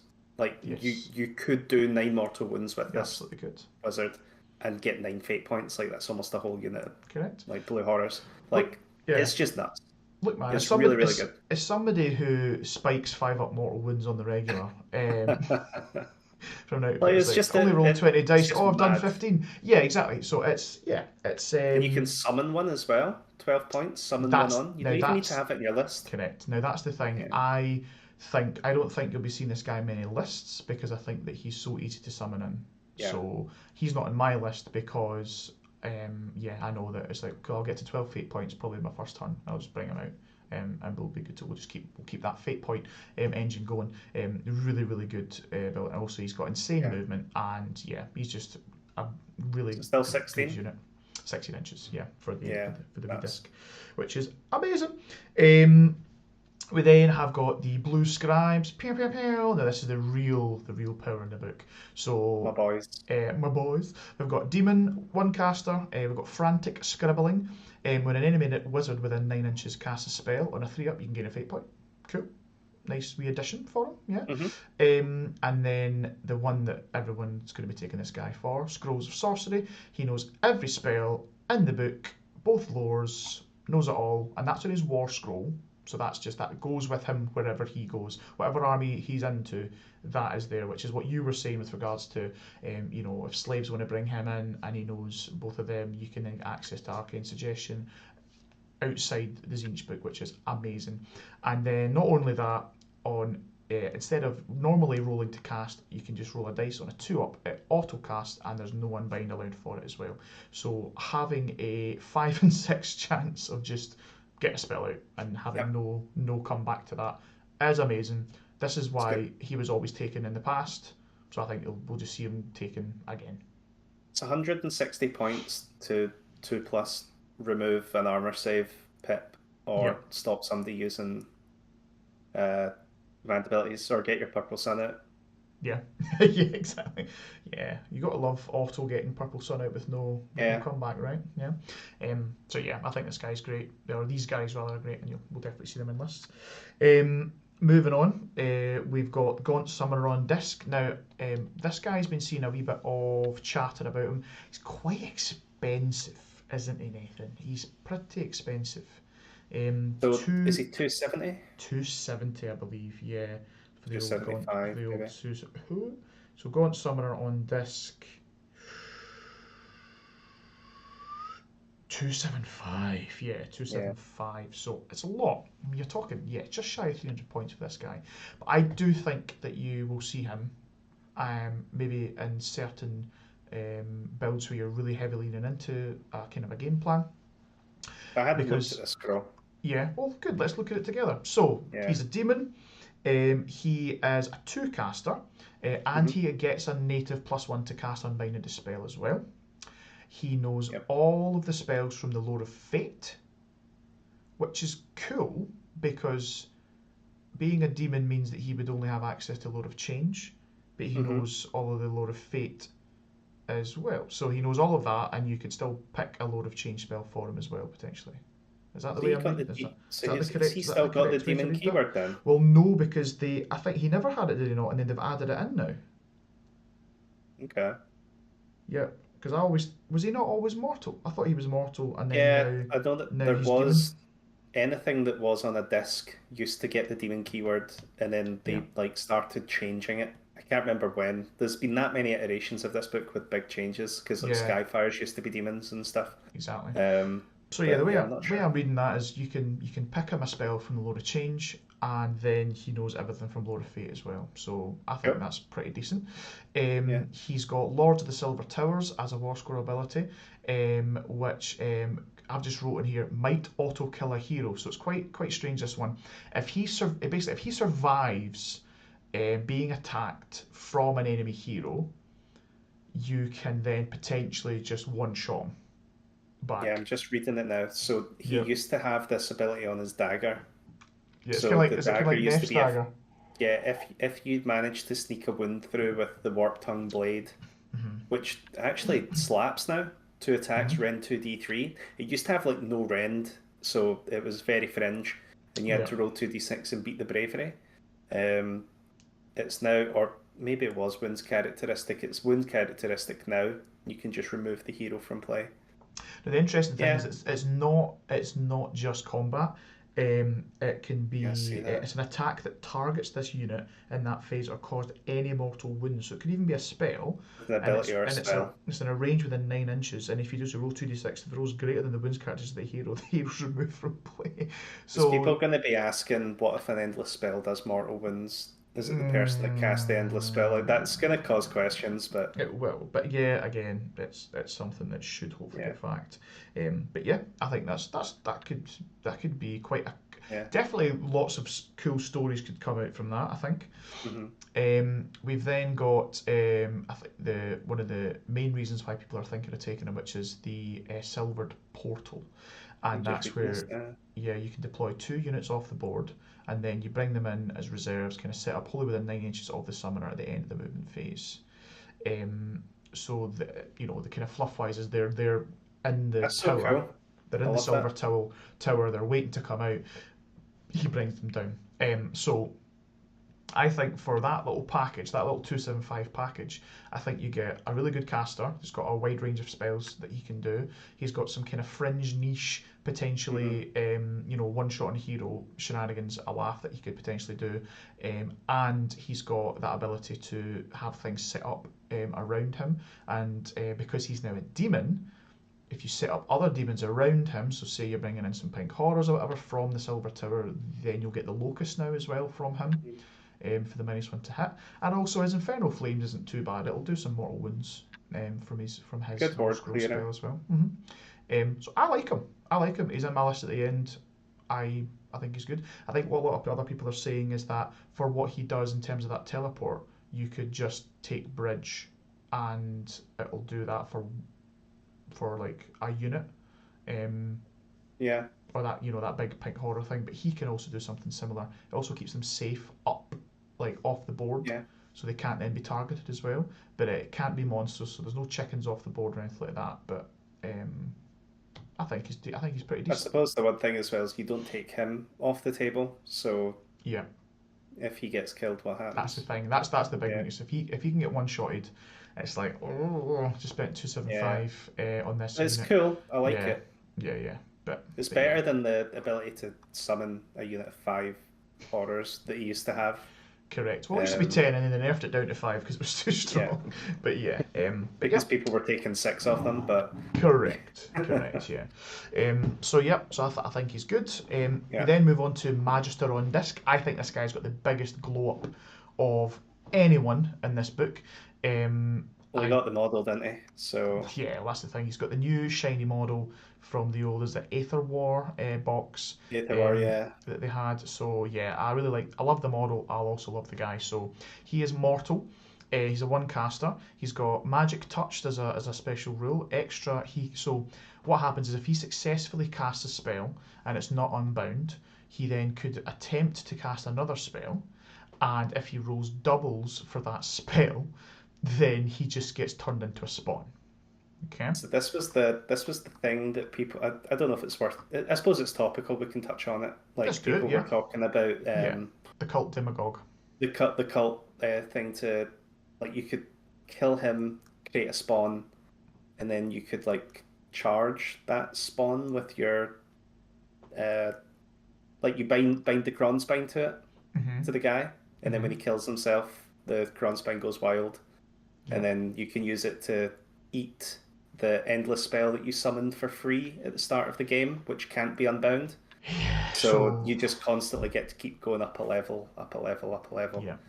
Um, I don't think that's gonna be allowed. it shouldn't, but people are definitely talking about doing it at the Absolutely, moment. absolutely, no, absolutely. I think that's Yeah, obviously something that until that gets fact, we're going to have faith in our TOs to be able to deal with that. I yeah. think even just without that, I think the interactions with Cult Demagogue and this guy are awesome. So Hmm. my particular feeling on him is you give him Arcane Tome, so he gets additional cast, Yep. and then that could push him up to a 3 caster because he can get his what do you call it? I guess his initial cast. He can get an arcane tome cast, and Yeah. then he can go for his doubles one, which if he does do, and you just select. You could still select the double for it to happen, but you can choose for the cult demagogue to trigger and not his spawn to trigger, not the turn into a spawn to trigger, as per the core rules of simultaneous effects. Yeah. Which is awesome. So it just totally mitigates any worries you have with him of potentially just killing himself. So I really like him. One on foot can do it as well, right? What's that? Sorry. The one on foot can do it He as well. can. He's 25 points cheaper, but I think you're going to want the guy on disc, Yeah. regardless, just for the additional move and what have you. He's then got Bolt of Change, so that will cause mortal wounds and also potentially turn them into spawn. See, he used to have that. That was Yeah. his spell. So that's really cool. I think that might have been the spell that Sean was talking about. We were talking about Bolt of Tzeentch doing the D6 mortals. This is the Bolt of Change, so this is the one that can turn folk into spawn. And the fact he's also mortal and he's very zippy fast, it means that he then gives you access to that battle tactic that we were talking about as well, which is awesome. So that's Magister on disc. I really like him. And then we've got this guy. The was like the 1980s model that is just, like, looks kind of horrendous. John Bayless would love it, no doubt. Fate Master. So he's mortal. He's got a 4-up spell ignore, and he gives it's quite a nifty ability, +1 to wound for all units wholly within 9 inches. And that used to be rerolls to hit and wound, right?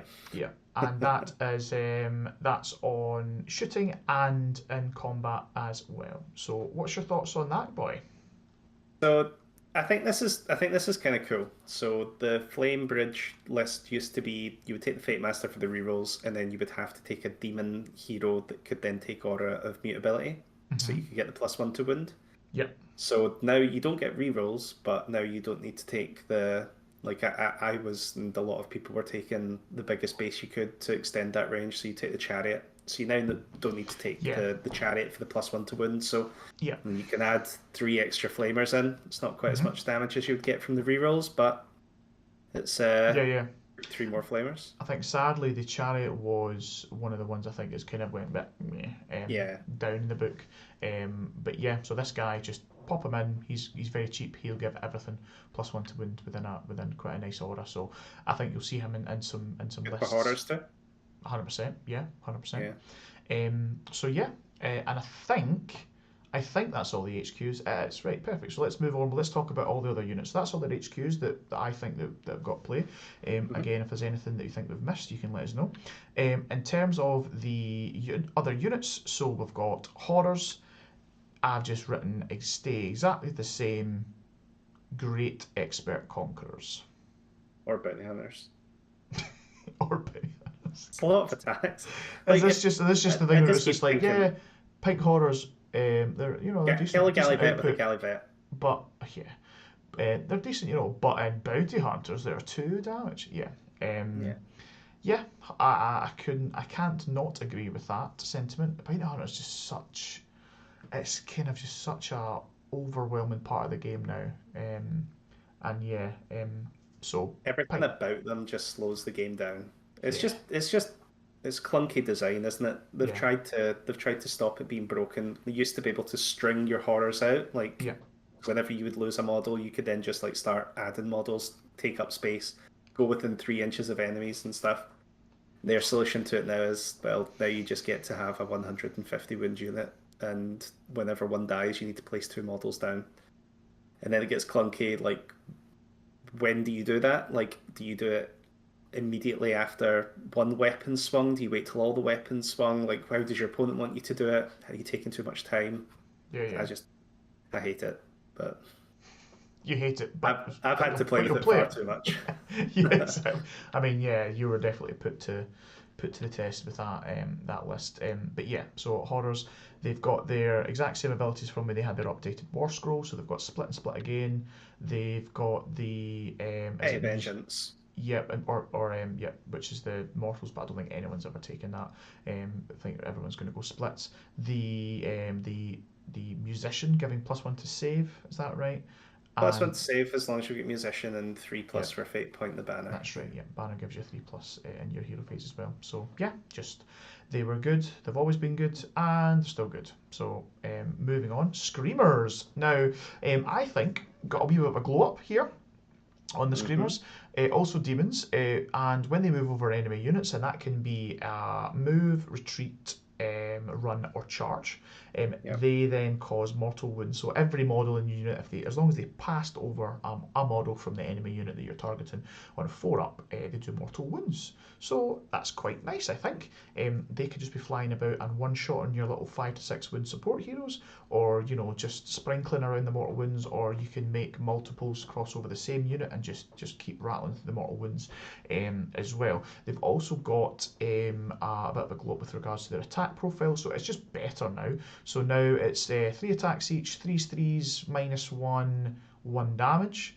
Yep. Which is better from the old. I think it was same attacks, but it was 4 3s, -1, 1 damage. Now they did Don't get even know if they additional. had the -1. Oh no, mate, I don't think they did. No, you're There right. I was think you're right. they had a command ability in Host Arcanum that gave them rend Yes, that's and right. +1 to save. So Yeah. no, yeah, perfect. So they've gotten better in that respect. They also, I believe, have a better save now as well. So you find that with quite a lot of the ones. So No, see there's your, still a 5+ oh no, save. sorry, still a 5-up. So I'm getting confused with the Yeah. flamers. So yeah, so attack profile better, and I think that they are just better. Can be a Yeah. battle line in your horse Arcanum as well. Cheapest And battle yeah, line in the book, 100 points. what's that? Sorry. Cheapest battle line Yes, in the book, yeah. cheapest battle line in the book. Yeah. So no, I think you'll see them. There's even been people talking. I think I was watching, was it Warhammer Weekly? And one of the guys they had on was saying that he's got 60 screamers or something of that ilk, and Yeah. he just wants to spam them and just, yeah. Some people just want to watch the world burn. Correct.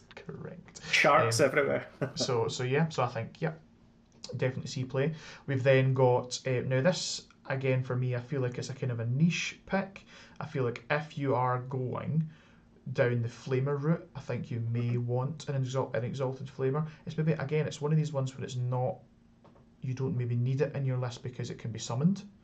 Mhm. But so he has just gotten worse. I think he's gotten worse overall.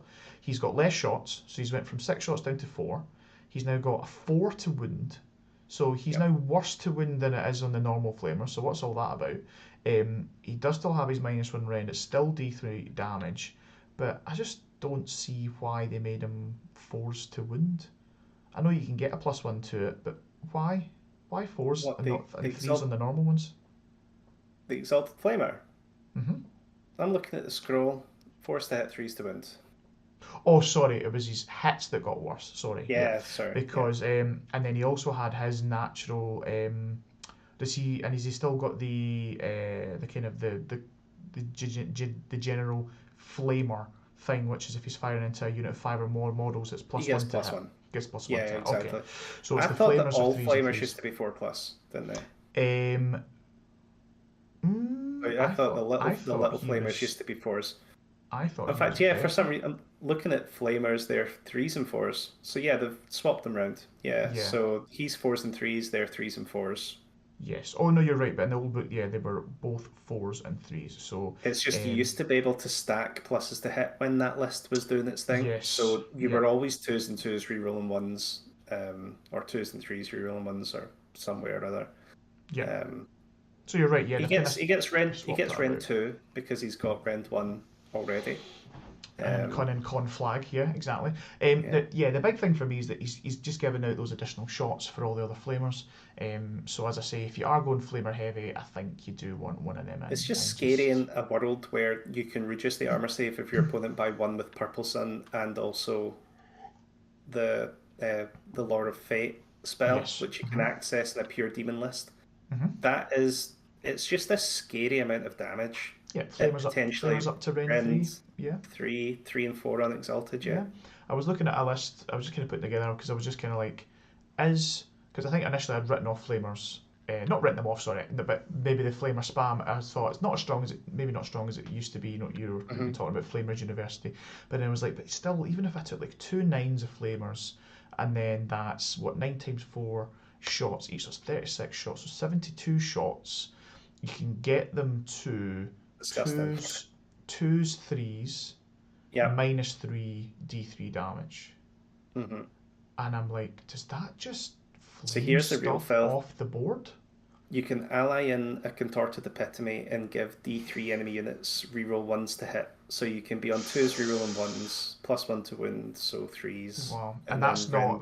that's not Slanesh locked, that spell. That's on the contorted epitome's war scroll. No, but what I mean is it doesn't say Slanesh units No, you pick get reroll D3 ones enemy to hit. units, So you're and then picking the enemy and then units, you reroll right? ones to hit in melee and shooting. Okay.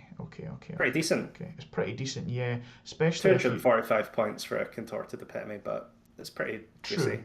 The other thing as well that I was looking at that is when you've got the Gaunt Summoner, and you can have 2 9s of Flamers off the board as well, hmm and then you just so he moves 16, auto run with a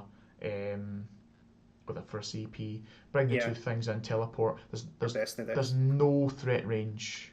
There's no range that you can sit outside of that basically, and if you hmm have no way to get rid of the Gaunt Summoner or something like that, then it's I think it could potentially be extremely egregious in terms of that. Now we still need to get another few spells off, to do, as we say, the reduce armor save on a unit and then get purple sun and stuff like that. But that should be pretty straightforward for Tzeentch to do. So so Exalted Flamers and Flamers of Tzeentch, both will see play, I think. And they have also got on a slight glow up in terms of their saves. They're now on a 4-up save instead of a 5. So every little helps. They've lost the mortal wounds back to the enemy, which I don't really think did much anyway. So I think you'd probably It was rather always have bad the that better. they were getting chopped. Exactly. So So I think you'd rather have the better save on them anyway. So that's fine. yeah. So yeah. Moving on to another shooting unit, we're going to be talking about the Zangor Skyfires. Now, again, I think it's just one of these ones where because they are going to be slightly kind of like mixed, what are we talking, like kind of mixed arms, and you maybe want some shooting, and if you not want to go down the line of the Flamers, I think these guys could see play potentially. I'm not hugely hot on them, but One shot each. exactly, it's 1 shot each. You Yeah. get an additional 1 for the leader, so it's 4. But yeah, so they've got Guided by the Future. I've also written Mortal in there as well, which is totally wrong. I had it in my head that anything that was, your Zangors and that stuff was mortal, but it turns out it's only Carrick Acolyte, so fair Yeah. dues. So omit that. But they've got Guided by the Future, so they ignore any modifiers to hit and wound. So you're never getting 2 these hits. guys on any. What's that? Yeah, 2 hits. and they ignore any positive modifiers to opponent's save, and they do keep their 6s to hit, cause D3 mortal wounds, and they also have a better save as well. So I'm kind of getting that you're not too hot in these boys. They're all right. Like Yeah. when I used to play Skyfires, you always took the unit for the combat, like because they used to have the ability where if they fought before they were attacked, they Yeah. would get rerolls and stuff. But Yeah, I totally just lost that now. I just don't think that for their points they offer the army much. Do you know what I mean? Like there's plenty of, like, I think I would rather have the cheaper Enlightened on disc. Yes. Just because they're a bit better in combat. They can think- go and bounty hunters better. Yeah, I think they are better, and I do think you're right. I think points for points, I think they do a better job. I'd kind of put them in here because I think that they can serve a purpose Yeah. for what you might want to do. If you want to maybe scalpel off a very specific thing, like a wee hero or something like that, they can do some hero sniping. But I think Yeah, you're like right if in you're an that. idiot, you could put them in your list. That's all. That's fine. Oh, thank God they're not on my list. But yeah, I just thought we'd give them a wee honourable mention. They are really cool as well, really cool models. But yeah, let's I like move them. let's Yeah. move on and talk about their better brothers. Zangor Enlightened on disc. I think these guys have gotten better. Yeah. And the reason for that is babbling stream of secrets. So enemy units within 3 inches cannot receive commands. Now, we all Okay. know how strong that is. You've got certain lists. You've got Nurgle, where you can have that little hero with that artifact, I think, that can stop you from receiving, or or even giving out command abilities. We've got Nighthaunt that can stop you from being able to use Inspiring Presence if you're within 3 inches of them. We've got the Horrorghast that also can do a similar thing. And then, yeah, these guys, so you're not getting all out defense for when they swing in at you. You're also not getting Inspiring Presence after they've killed things from your unit as well. They move fast, and Bounty Hunters, they can hit hard. I think that they are great. And then also, if you're going second in the turn, so I really like this change, because before it was always so kind of swingy, because the way it used to be is they would get pluses, is it +1 to hit and wound? If they're within 3 inches of the unit that's already activated. But then, so then you had to get hit first before you could then hit back. So if you get hit by something that was, quite damaging, then goodbye, you're not getting any hits back. I really like this one because I think, particularly in this kind of season that we're living in, going second is quite powerful. And quite in a couple of the missions, it was at Prize of Galay where you choose the order of activation of objectives. It's always the person going second. The person going second also has the choice of which one is going to be the proving ground as well. Yeah. So I really like this. So +1 to wound for them if you just go second in the round, I think is really good. And as I've said at the end, they're great bounty hunters, I think, as well. Yeah, like that ability in the combat phase, enemy units within 3 cannot receive commands. If you really wanted to do something with a unit of Enlightened, you can give them Mystic Shield. They can all out defense. You can give them Shield of Fate. Yep. So they can have a 5-up ward as well. And they're just going to tank. They're going to, the fact that they've now got that 4-up armor save base makes them really quite cool now, I think. Yeah. 4 wounds each. It's all right. Yeah, I do. Am I right in saying that they can be picked for Fold Reality? Can they? They shouldn't have the demon keyword. Is it only because if that is a demon specific, then you used to be able to, because that was the whole, you would take Skyfires and D6 Skyfires back, but yeah, that's a shame. But yeah, but still, I think they're really good. I kind of in my head, I know that I've seen a few lists recently where there people are running like 6 not Skyfire, 6 Enlightened on disc. I think you can do that, but I also see play for them just running in little packs of 3s. Just has been really, and Bounty Hunter's just been really good trading pieces. What's only 180 points for this unit. They can swing in at 3 damage into Gallivets.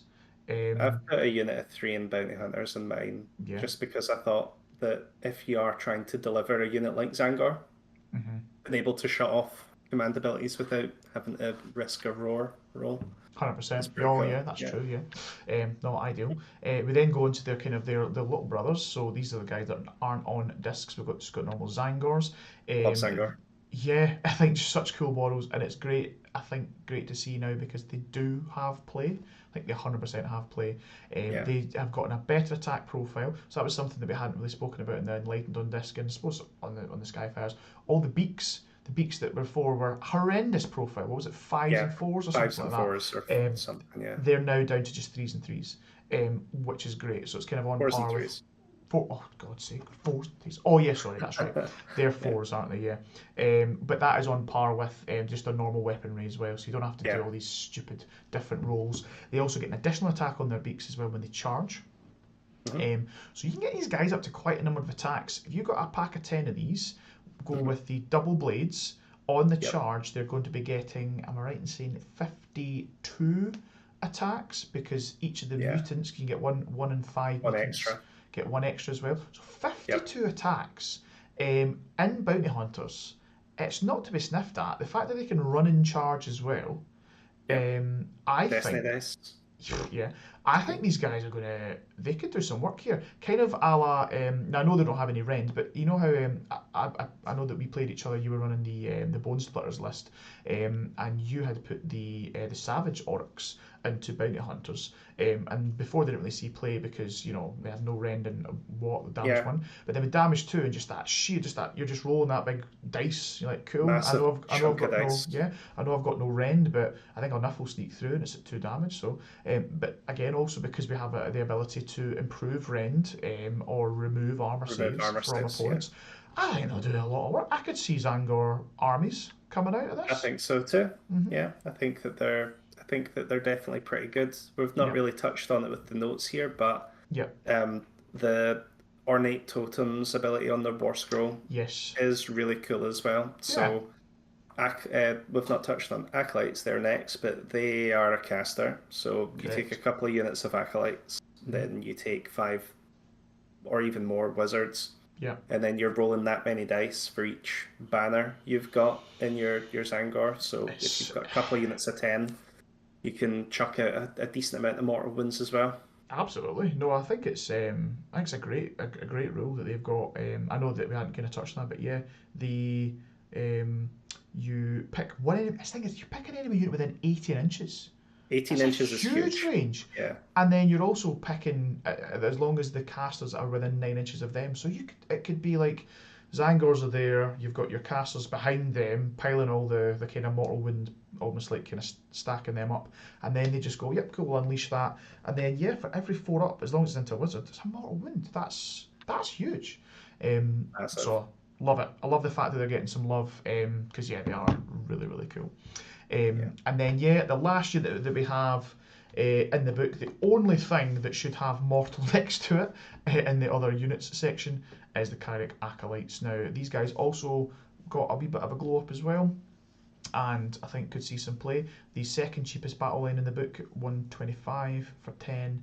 They are a wizard, and they've got some interesting things as well. So they are a one caster.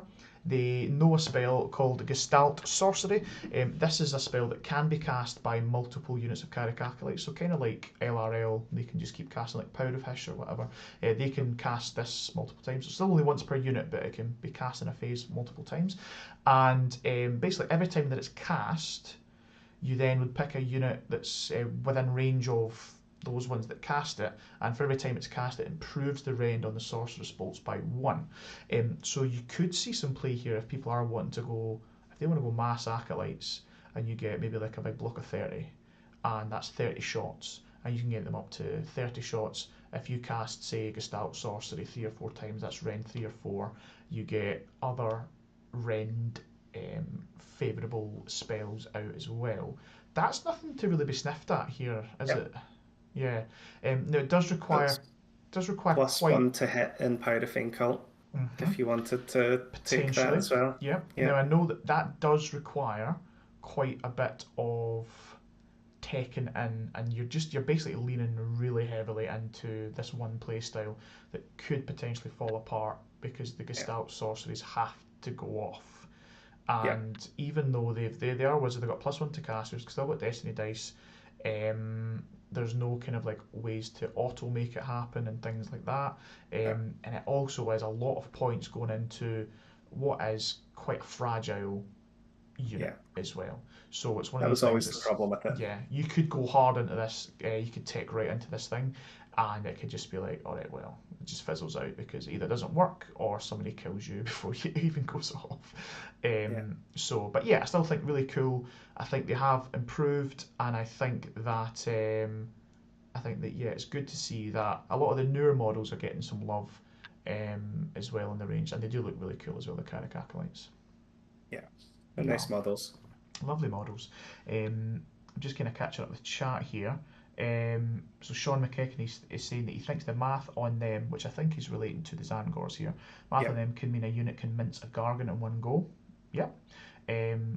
I think that's definitely doable. So what's that? 52 attacks at damage 2 is 104 damage max. They don't all get damage 2, do they? It's just the...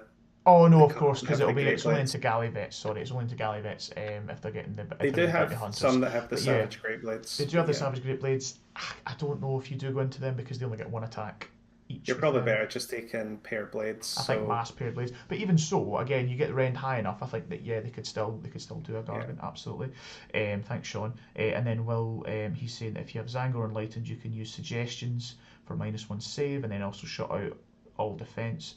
All the defense, and then it gets scary fast if you add in an unbindable sun as well. So yeah, we're talking about that. The stacking of rend debuffs on units could take a unit that it's like, oh, they have no rend or they only have -1 rend. That then takes them up to rend 2, 3, 4, and you're like, oh, that's pretty scary. So yeah, absolutely. So that's all the units that I thought have play. Apologies for all the units that I've left out. You didn't make the list. Is there anything you think that we've missed, Nathan, or do you think that was all right? No, I think that thinking about the list that I wrote, we've talked about all of the units that I had on the list. Perfect. So without further ado, let's go on and talk about some endless spells, shall we? So Tzeentch have access to 3 of their own endless spells. And as we were saying at the start of this chat, one of their allegiance abilities is they can cast one of these endless spells before the game. Can't be unbound in battle round 1. So it's be a very good idea to talk about these. So I think the one that you're maybe going to see in every single Tzeentch list is the Burning Sigil of Tzeentch. For me, it's just like S tier, auto put in. It's only 50 points as well for what this thing could potentially do. So yeah, let's talk about it. So 5 to cast. You set up wholly within 18 inches of the caster, which is a massive range. You then got the special ability coming from it, Radiant Transmogrification. Oh, what a cool word to say as well. At the end of the movement phase, you roll a dice for each unit within 9 inches. So this is your unit and the enemy unit as well. Enemy units. And a 4+, that unit suffers D3 mortal wounds. If any mortals were slain, then you can place a spawn within 3 inches of the unit that first had, or the first slain models removed from it. So basically, you would count up all the mortal wounds, and then you would go, right, I'm going to pick this unit here. You're going to remove this casualty here first, and then it will trigger the next bit, which is you can then place a spawn within 3 inches of that unit. Okay. Yep. Of the unit that belongs to the model that was slain and removed first. Now, this has got huge impacts on ability to tie up your opponents by being able to slam a spawn right in their midst. Thing is, it's not even within 3 inches of the model, it's just within the unit. So you could have a unit that's got a big kind of, table presence. He'd be like, oh, well, I'm going to pick this one right at the very back, then whatever, right in the middle, so it can't mess up any of my other units. You go, that's fine. So I'll still put it within 3 inches of that unit, and it'll tie up that unit plus this unit plus this unit as well. And this will trigger at the end of any movement phase. So my movement phase, opponent's movement phase. So you can have this thing just sitting, and it could effectively just completely remove the ability of enemy units to charge your stuff. Because in their movement phase, you could go mortal. Okay, you don't even need to get it off all those times. As long as you get it off on at least one of the units that you could tie up and then also cause other units to be tied up, you get it. And it's like, cool, you can't charge me because you're in combat. So thanks for playing.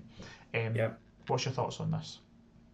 Yeah, I think that you'll get some people that will chance it and say, well, you still need to roll a 4 up. So I'll maybe put 1 unit in range of it and we'll see. Yeah. And then you'll get people like me that'll just get the 9-inch sticks out and I'll just make sure that I finish outside of 9.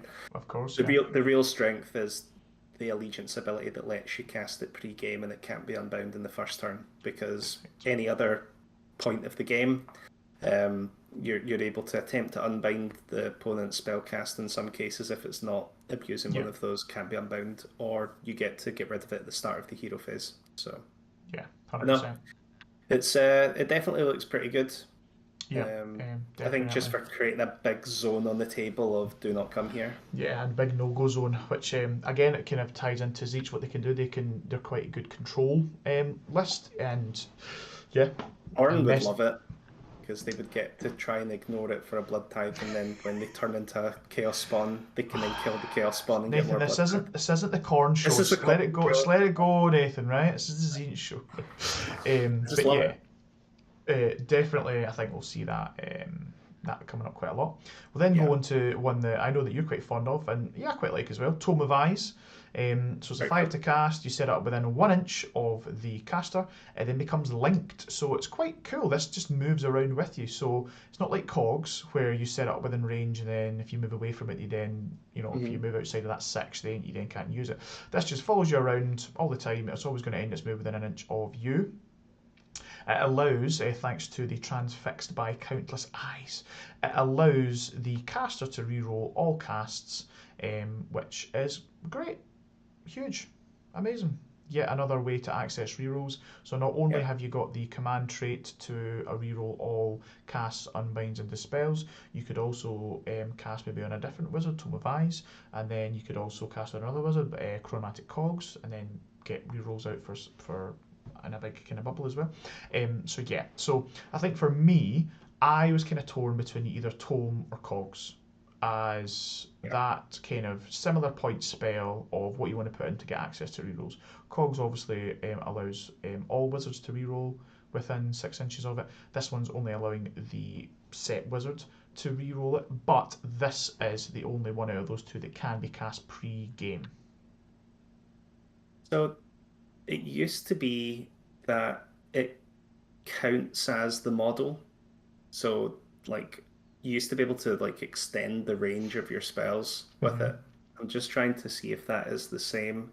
Well, it's actually Um, got a similar rule, but set within 1 inch and more than yeah, 1 inch from any other models. it's the Parchment Curse spell that I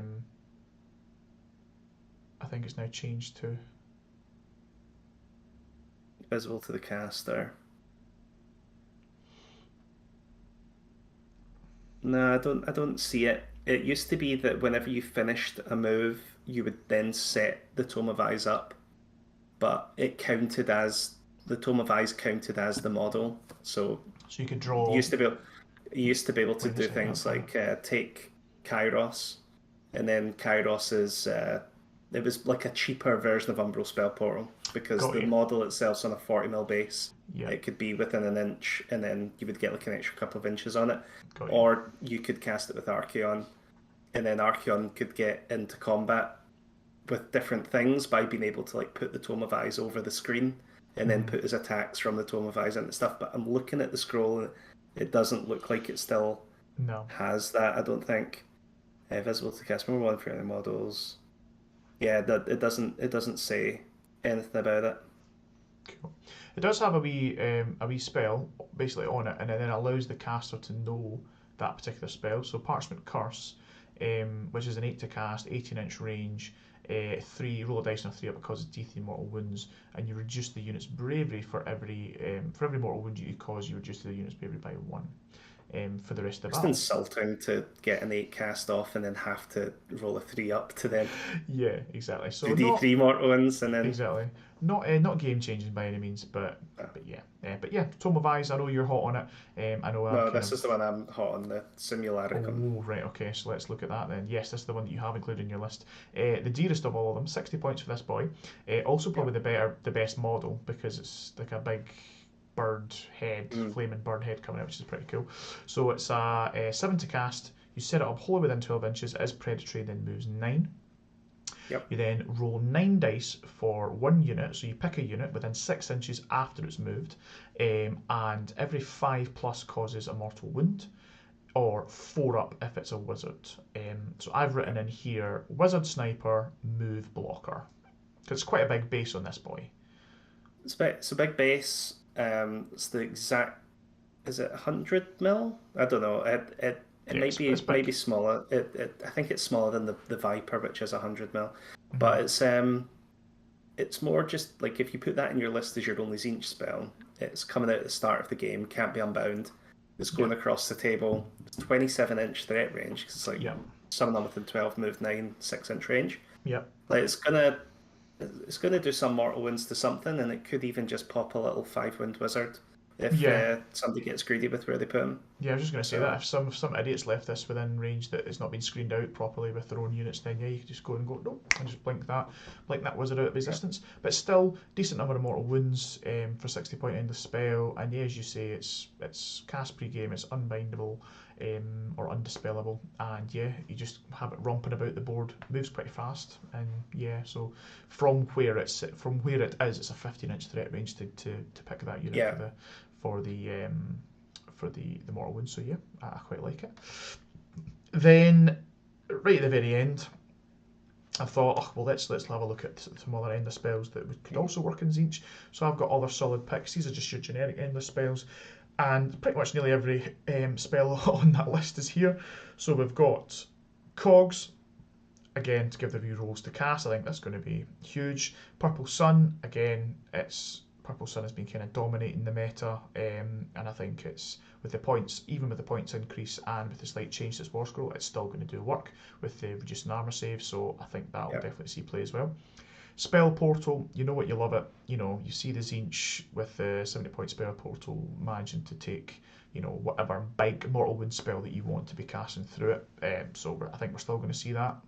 Yep. Like Horrorghast as well, with the fact that you're able to maybe not completely nuke a unit with magic or with fighting or with shooting, and you're kind of doing a bit of all three, maybe off a number of different units, and then you cast Horrorghast and it just means that they cannot Inspiring Presence, and then the whole unit can like run away. So I think that could definitely see some play. I know that you're a fan of the Horrorghast, Nathan, but again we're not talking about Khorne, so let's move on. We've then got Ravanax Gnashing Jaws. That's one that I recently had a wee chat to John about on the channel, and he was saying he takes it for his Seraphon because it's pretty decent and it can put out some number of mortal wounds. There's some silly things, yeah. Yeah, 100%. Geminids, again, for the not being able to use, I think, command abilities could be quite clutch. Quicksilver Swords, just for raw mortal wound output. Yeah, it wasn't until I had to, I mean, I know it's changed and everyone said how it's changed. 12 dice every 5 ups of mortal wound. So, again, I know you hate it when I say on average it's 4 mortal wounds, but you could spike this and do a heinous amount of mortal wounds, absolutely. We've got Shards of Valagar, which is a kind of an interesting one. So this is a kind of a move stopping thing, isn't it? So you line them up and it halves the move of the unit that's kind of lined up over, is that right? Yeah, so you put the 2 down and then you draw a line between the centre of them, and anything that passes over I think gets half to move. At least that's what you used to do. Yeah. But yeah, I think themselves are on pretty big chunky bases as well. So you can use them to block parts of the table. Cast off 5+, easy to get rid of though. Yeah, So. that's true. But I just thought with Tzeentch being kind of so good at control, it could just be even another element if somebody wanted to chuck it in. But I know that the endless spell slots are valuable, turf, because you get 3 max. So only get 3. I'm not saying that it's definitely going to be seen in the list, but I just thought it's something that you might see. Sorry. Bridge, I think yes. The bridge is still strong. We're still seeing bridge now for those people that are wanting to just get one unit all the way across the board so it can then threaten. So we could see bridge with flamers. We could bring back Flame Bridge University. We could be bridging that big block of 30 pinks and just having it as a massive tar pit that you're not getting out from, and things like that. So yeah, I think bridge definitely will still see some play. And then last but not least, a wee Burning Head. Just again, mortals. Mortal wounds. We love some mortal wounds. Tzeentch loves doing mortal wounds. 20 points. Yeah, Bob's your uncle. Just chuck it in. And yeah, I think that is also good. So, just look at the time. Over 2 hours now, right? So we knew it was going to be a longer one because a big book, going through a whole book, and this is with us not going over absolutely everything as well. So the last thing that we're then going to be talking about is we're going to be moving on speaking about a couple of lists that we have thought up in our noggins, just from initial thoughts from looking at the book. Not saying that they are the meta go-to lists that everyone needs to be playing, but just from what I've seen and what I'd quite like to do and what you've seen and what you'd quite like to run. We're going to have a chat of those. Before we go on to those, anything else we'd like to say about the huge amount of chat we just had about the book, Nathan? No, I can't think of anything else. I know I did remember that I've got the Ogroid in my list, and we didn't really touch on the Ogroid. That is true. I left him off my go-to list. But again, maybe when we're talking about that, you can kind of fill us in with that, because I'd love if he was viable because he's such a cool model. It's a cool model. So yeah, and I know he's used for lots of different conversions. He's makes a great demon prince. So no, it'd be good if we could see him a bit more. So yeah, without further ado, let's touch on the lists. So we'll start off with mine first. So I know I sent you this earlier, so you should be able to look at this, but I'll kind of quickly read through it. So this list name's called Initial Thoughts, and yeah, let's go on for it. Hold on, I'm just checking out the chat. 5th base. I've been here the whole time. Do you think video editing will be meta after this book? Well, I know I'm not No. editing this video. This is going out raw. So, yeah, so we've got Disciples of Tzeentch, OBS.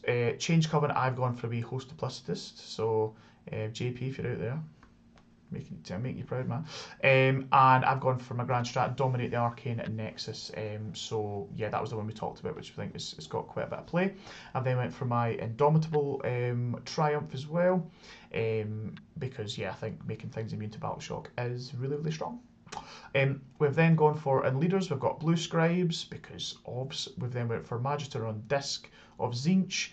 I've made him my general, I've given the Cult Demagogue, I've given the Arcane Tome, and I've let him choose Lore of Fate and Arcane Suggestion as well. So that combo that we were talking about, where you roll the doubles for the cult, you roll the doubles for the Cult Demagogue, it goes off automatically, can't be unbound. I think that's going to be great on him, mitigates his the thing that means that he might just die. I've then went for the big boy Kairos Fate Weaver as well, which I know is a bit more expensive than normal Order Change, but I love him. I want the Destiny dice every turn. That's what I'm here for. And then to round off my leaders, I went for a Gaunt Summoner on Disc, and he has gone for the artifact, the Eternal Shroud, again to give me that the Destiny dice back. You get a third of your Destiny dice back with this boy, and yeah, quite like it. We've spoken about the Gaunt Summoner already. He teleports the things down, all good, and he's also quite a decent caster in his own right as well. Unit-wise, I've then gone for pretty straightforward, 2 tens of pinks, because if you're running Host Duplicitous, you want horrors, and yeah, so I've went for 2 tens of pinks. That's 50 wounds each, and those, they can be brought down from the Silver Tower from the Gaunt Summoner. You could, if you wanted to, bring them both down, and then if you were so inclined, you could then charge both of them into maybe your enemy's battle line, pinning them in place, or something of that ilk. You've got the Destiny dice to make sure the charges go through. I've then went for, to round it off, we've got 3 Zangor Enlightened on Disc, which are in Bounty Hunters, and then 10 Carrick Acolytes. I was really unhappy that I couldn't fit in the 10 Zangor here. It's just a couple of points shy. Maybe if I decide to drop Kairos and just go for normal Lord of Change, put the Arcane Tome on him instead, that could work, and do a wee bit of tweaks. But anyway, we're going for 10 Kyric Acolytes, they're just rocking the Cursed Blades, and yeah, because they're battle line, they don't need to be in a specific coven to be battle line, so yeah, the cheapest I had access to. We then went for Endless Spells, we went for Cogs, Burning Sigil, and Umbral Spell Portal. And let's just check. Yeah, Expert Conquerors on the pinks, because why not? Why would you not want them? Counting as 3 models each in an objective.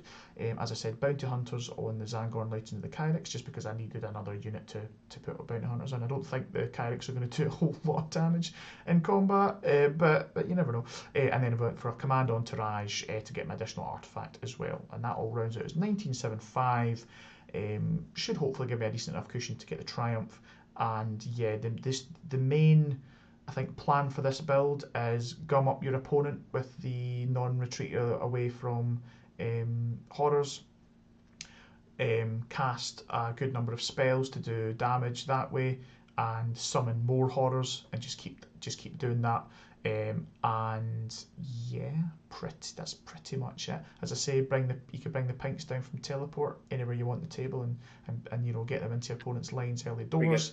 Because if you charge them first, now I know that means that they're killing stuff on your turn, but it also means that if they have any bonuses too when they charge and things like that, it means that you're just mitigating that. It also means that you control where they are, because if you charge them in and you've just pinned them into their own deployment zone, they can't then access the tables, and you've just got total reign of the board space. I like the Enlightened just to have just that little bit of scalpel to go. I just want to go and get rid of this unit. They just go off and do that. You can just keep your Kyrics back on your home objective, just be little deck chair sitters if you want. And then you've also got choice pre-game. You can either, not choice, your start of your pre-game, you cast Burning Sigil, it's out, and you want to put that kind of maybe quite central in the board, because you can put it out quite a distance. Holy Within 18 is pretty wide, and then you just make it so that it's just a total nightmare for your opponent to go anywhere. Your Magisters running around, putting spawn into people's units as well with the Mortal Wounds. Yeah, and then you're constantly getting Destiny dice recharge as well, hopefully, which then means that those charges, those spells, all the plans all the machinations you want to be doing are all going off. Yeah. So yeah, that's my initial thoughts looking at it. And for Duplicitous, again, we have spoken about it. You could just go, cool, I'll take 30 pinks, or I'll just take as many pinks as humanly possible, and a caster with bridge, and just go whoop and do that as well. I've opted against that. I think it's safe to say that the lists that we've written are lists that have been written in the kind of honeymoon phase of the book, like with the best intentions. This is probably like these are lists that GW probably envisaged people writing. Give it a couple of weeks and we'll start to see the degenerate efficiency spam. Like it's definitely going to exist. Absolutely. But yeah, no, I think the list looks like it is that kind of mixed arms, isn't it? You've got a little bit of combat, some magic, bit of shooting, bit of this, bit of that. Shooting. Yeah, a bit of this and that. And I think that it would be genuinely a playstyle that I would like to play, because I know it would be so frustrating for an opponent not being able to retreat and charge away from stuff. And yeah, just kind of controlling the tempo of the game. So that's my initial thoughts. Let's go on and talk about your initial thoughts. So you've gone for a totally different coven. You've went for Host Arcanum. That's the one that you're quite liking just now. So why don't you rattle us through the list, Nathan? Yeah, sure. So Host Arcanum, grand strategy. I've not really chosen, but I think Show Dominance is a good one for this. I'm focusing more on the casting. Host Arcanum, I think, is underrated, just in the sense that it's quite common for people to have one of those really strong spells that they want to get off, and they probably want to get it off in the first turn. So being able to stop a spell cast in the first turn guaranteed is really good. And then being able to do it again turn 3, turn 5, I think it's excellent. From a general, I've taken the Ogroid Thaumaturge. I know that we were talking about he's maybe not seen as competitive, but I just think that Arcane Sacrifice command trait, being able to extend the range of a spell by 9 inches, so it gives him that 27-inch casting range for those 18-inch spells. I've given him an Arcane Tome so that he can double cast, so he can give himself the wound. His War Scroll spell is D6 mortal wounds, and it heals for the amount of wounds it causes. Nice. So he's always going to heal the wound back if he gets his own spell off. It's a nice nuke. And then I've given him the Arcane Suggestion. Yeah. Because again, that being cast at 27 inches at the start of the game is pretty cool as well. Huge. Yeah. Blue Scribes, because why wouldn't you not? Lord of Change with the reroll Cast Unbind and Dispel, and Ghost Mist because he knows all the spells in the lore, DJ. Does he? Yeah. No, so I'll need to go back and check that now. He's going to be, like stop line of sight to some of the little heroes with a piece of I really like that. I do like that. That's a nice flex there. Yeah, definitely. I've thrown a Zangor Shaman in because I was like, well, I've got some Zangor. I can heal some Zangor with the Zangor Shaman spell. You can get +3 to cast that turn that you do his reroll, or you get his extra spell cast, I think. So once per game, you can cast an additional spell and get +3 to cast. That's all right. Yeah, that's not bad. Suggestion again, 16-inch move on them. But there probably is more efficient choices. And then I've got 2 Kyric Acolytes and then 2 units of Zangor, doubled up on battle line more than I need to, but that's just because I wanted the extra cast, and then a wee unit of Zangor Enlightened, and then Cogs, Simulacrum, and Umbral Spell Portal. So this is all about just a barrage of mortal wounds from range at the start of the game.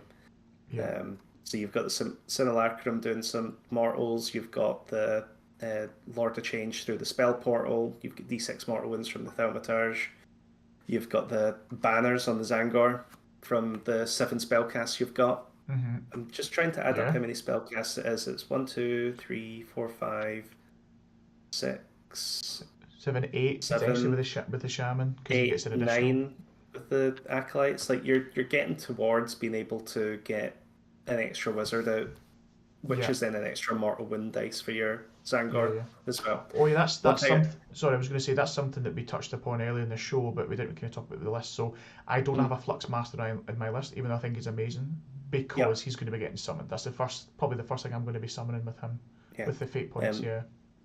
And one thing as well to touch on with the ornate totems is that it is roll 1 dice for each wizard that's within 9 of this unit. So when you get within range of enemy wizards as well, you add an extra dice into the pile. So pretty decent ranged mortal wound output. Yeah. I'll say. But yeah, like as we touched on, you could just go full degenerate and go full Zangor, full flamers, full whatever.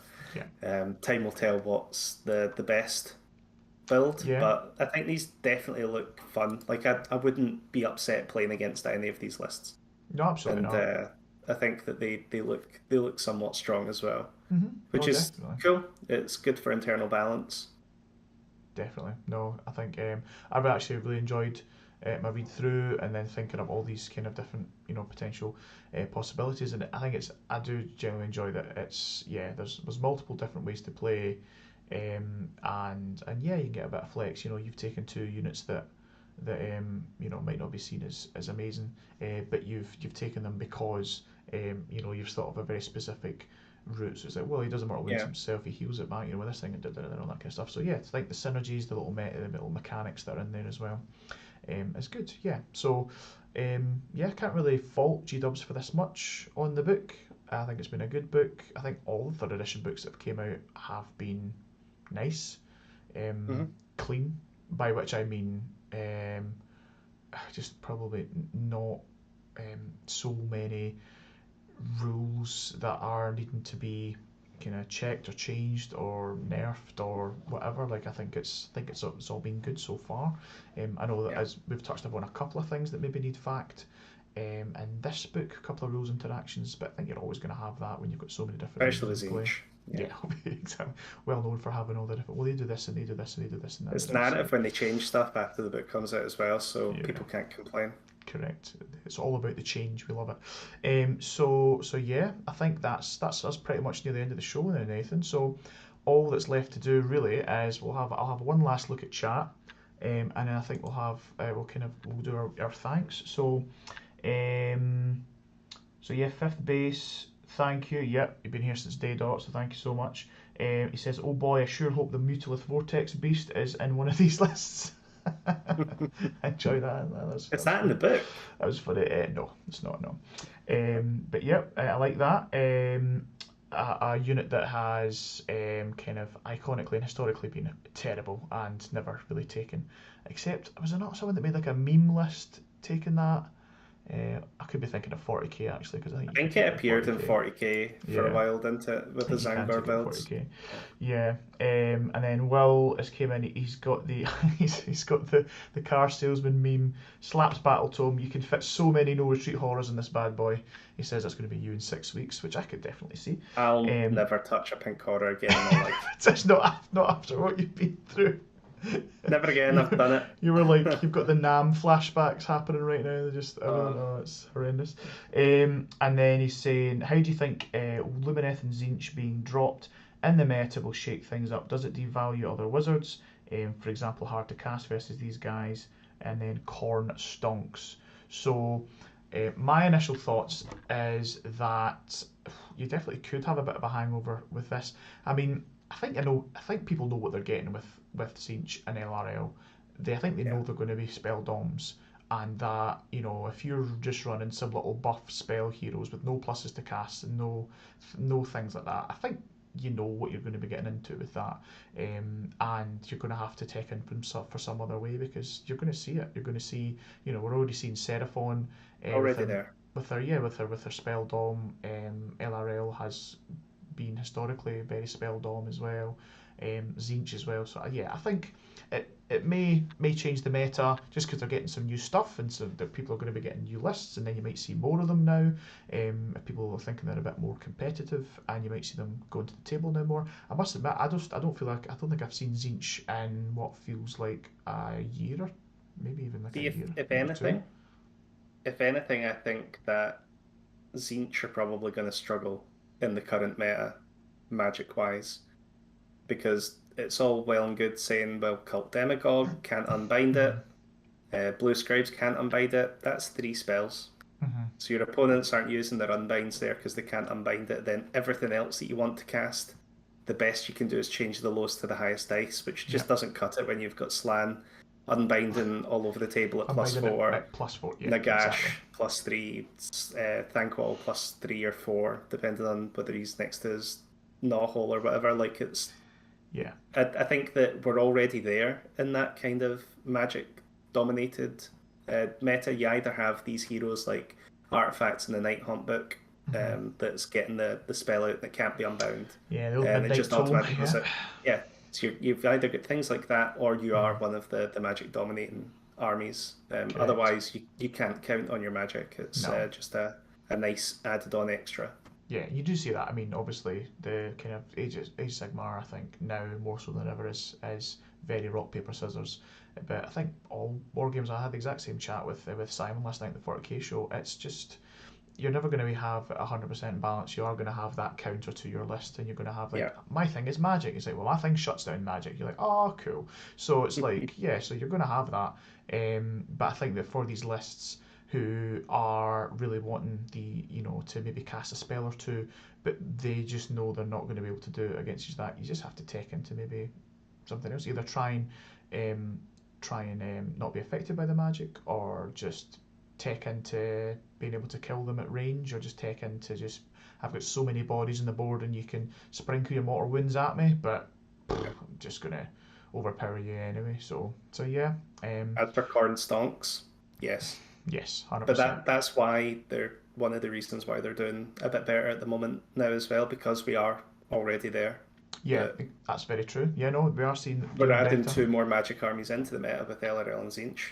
Yeah, So exactly. yeah, I don't think that it makes Corn any better, but it does give them a few more favourable matchups, I think.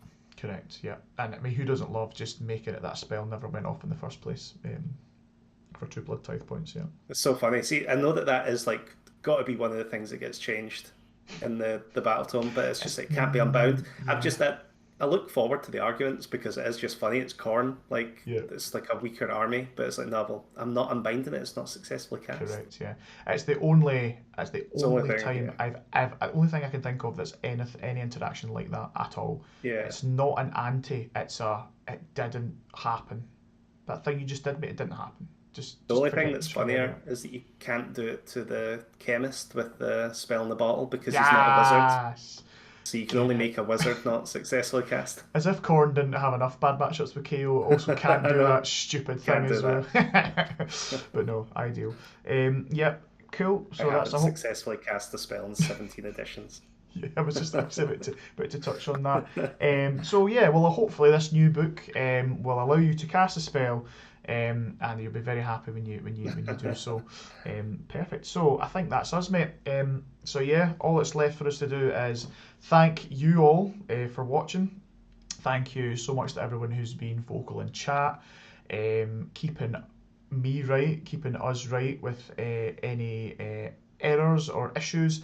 Also giving us a heads up on potential combos, and yeah, just getting involved and having some bants as well. That's been very good to see.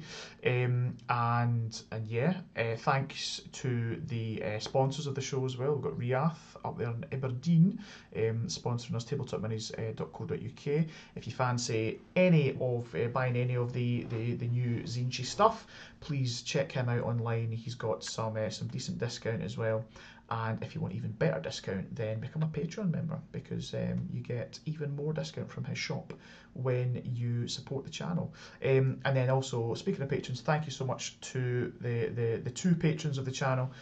Currently, we've got JP Gannis, who is good. He's been getting a few shout outs in this episode because he did take Tzeentch. He is a Tzeentch host duplicitous filthmonger, so thank you very much. And then also thank you to Cara and Newbie as well for supporting the channel also. Anything else? Anything we've missed, Nathan? Probably, but I can't think of it. Probably, but I'm sure they'll let it known either in the chat in the WhatsApp chat about how we missed this game-breaking thing, or whatever. So yeah, can't wait. But yeah, thanks so much, folks. Hope you tune in again next time. Answer the call. We'll have another battle cry coming in 2 weeks, I believe. Or is it just 1 week? Can't even remember. Don't even know my own slate. Anyway, soon, because we will be doing the Lumineth Battletome review as well.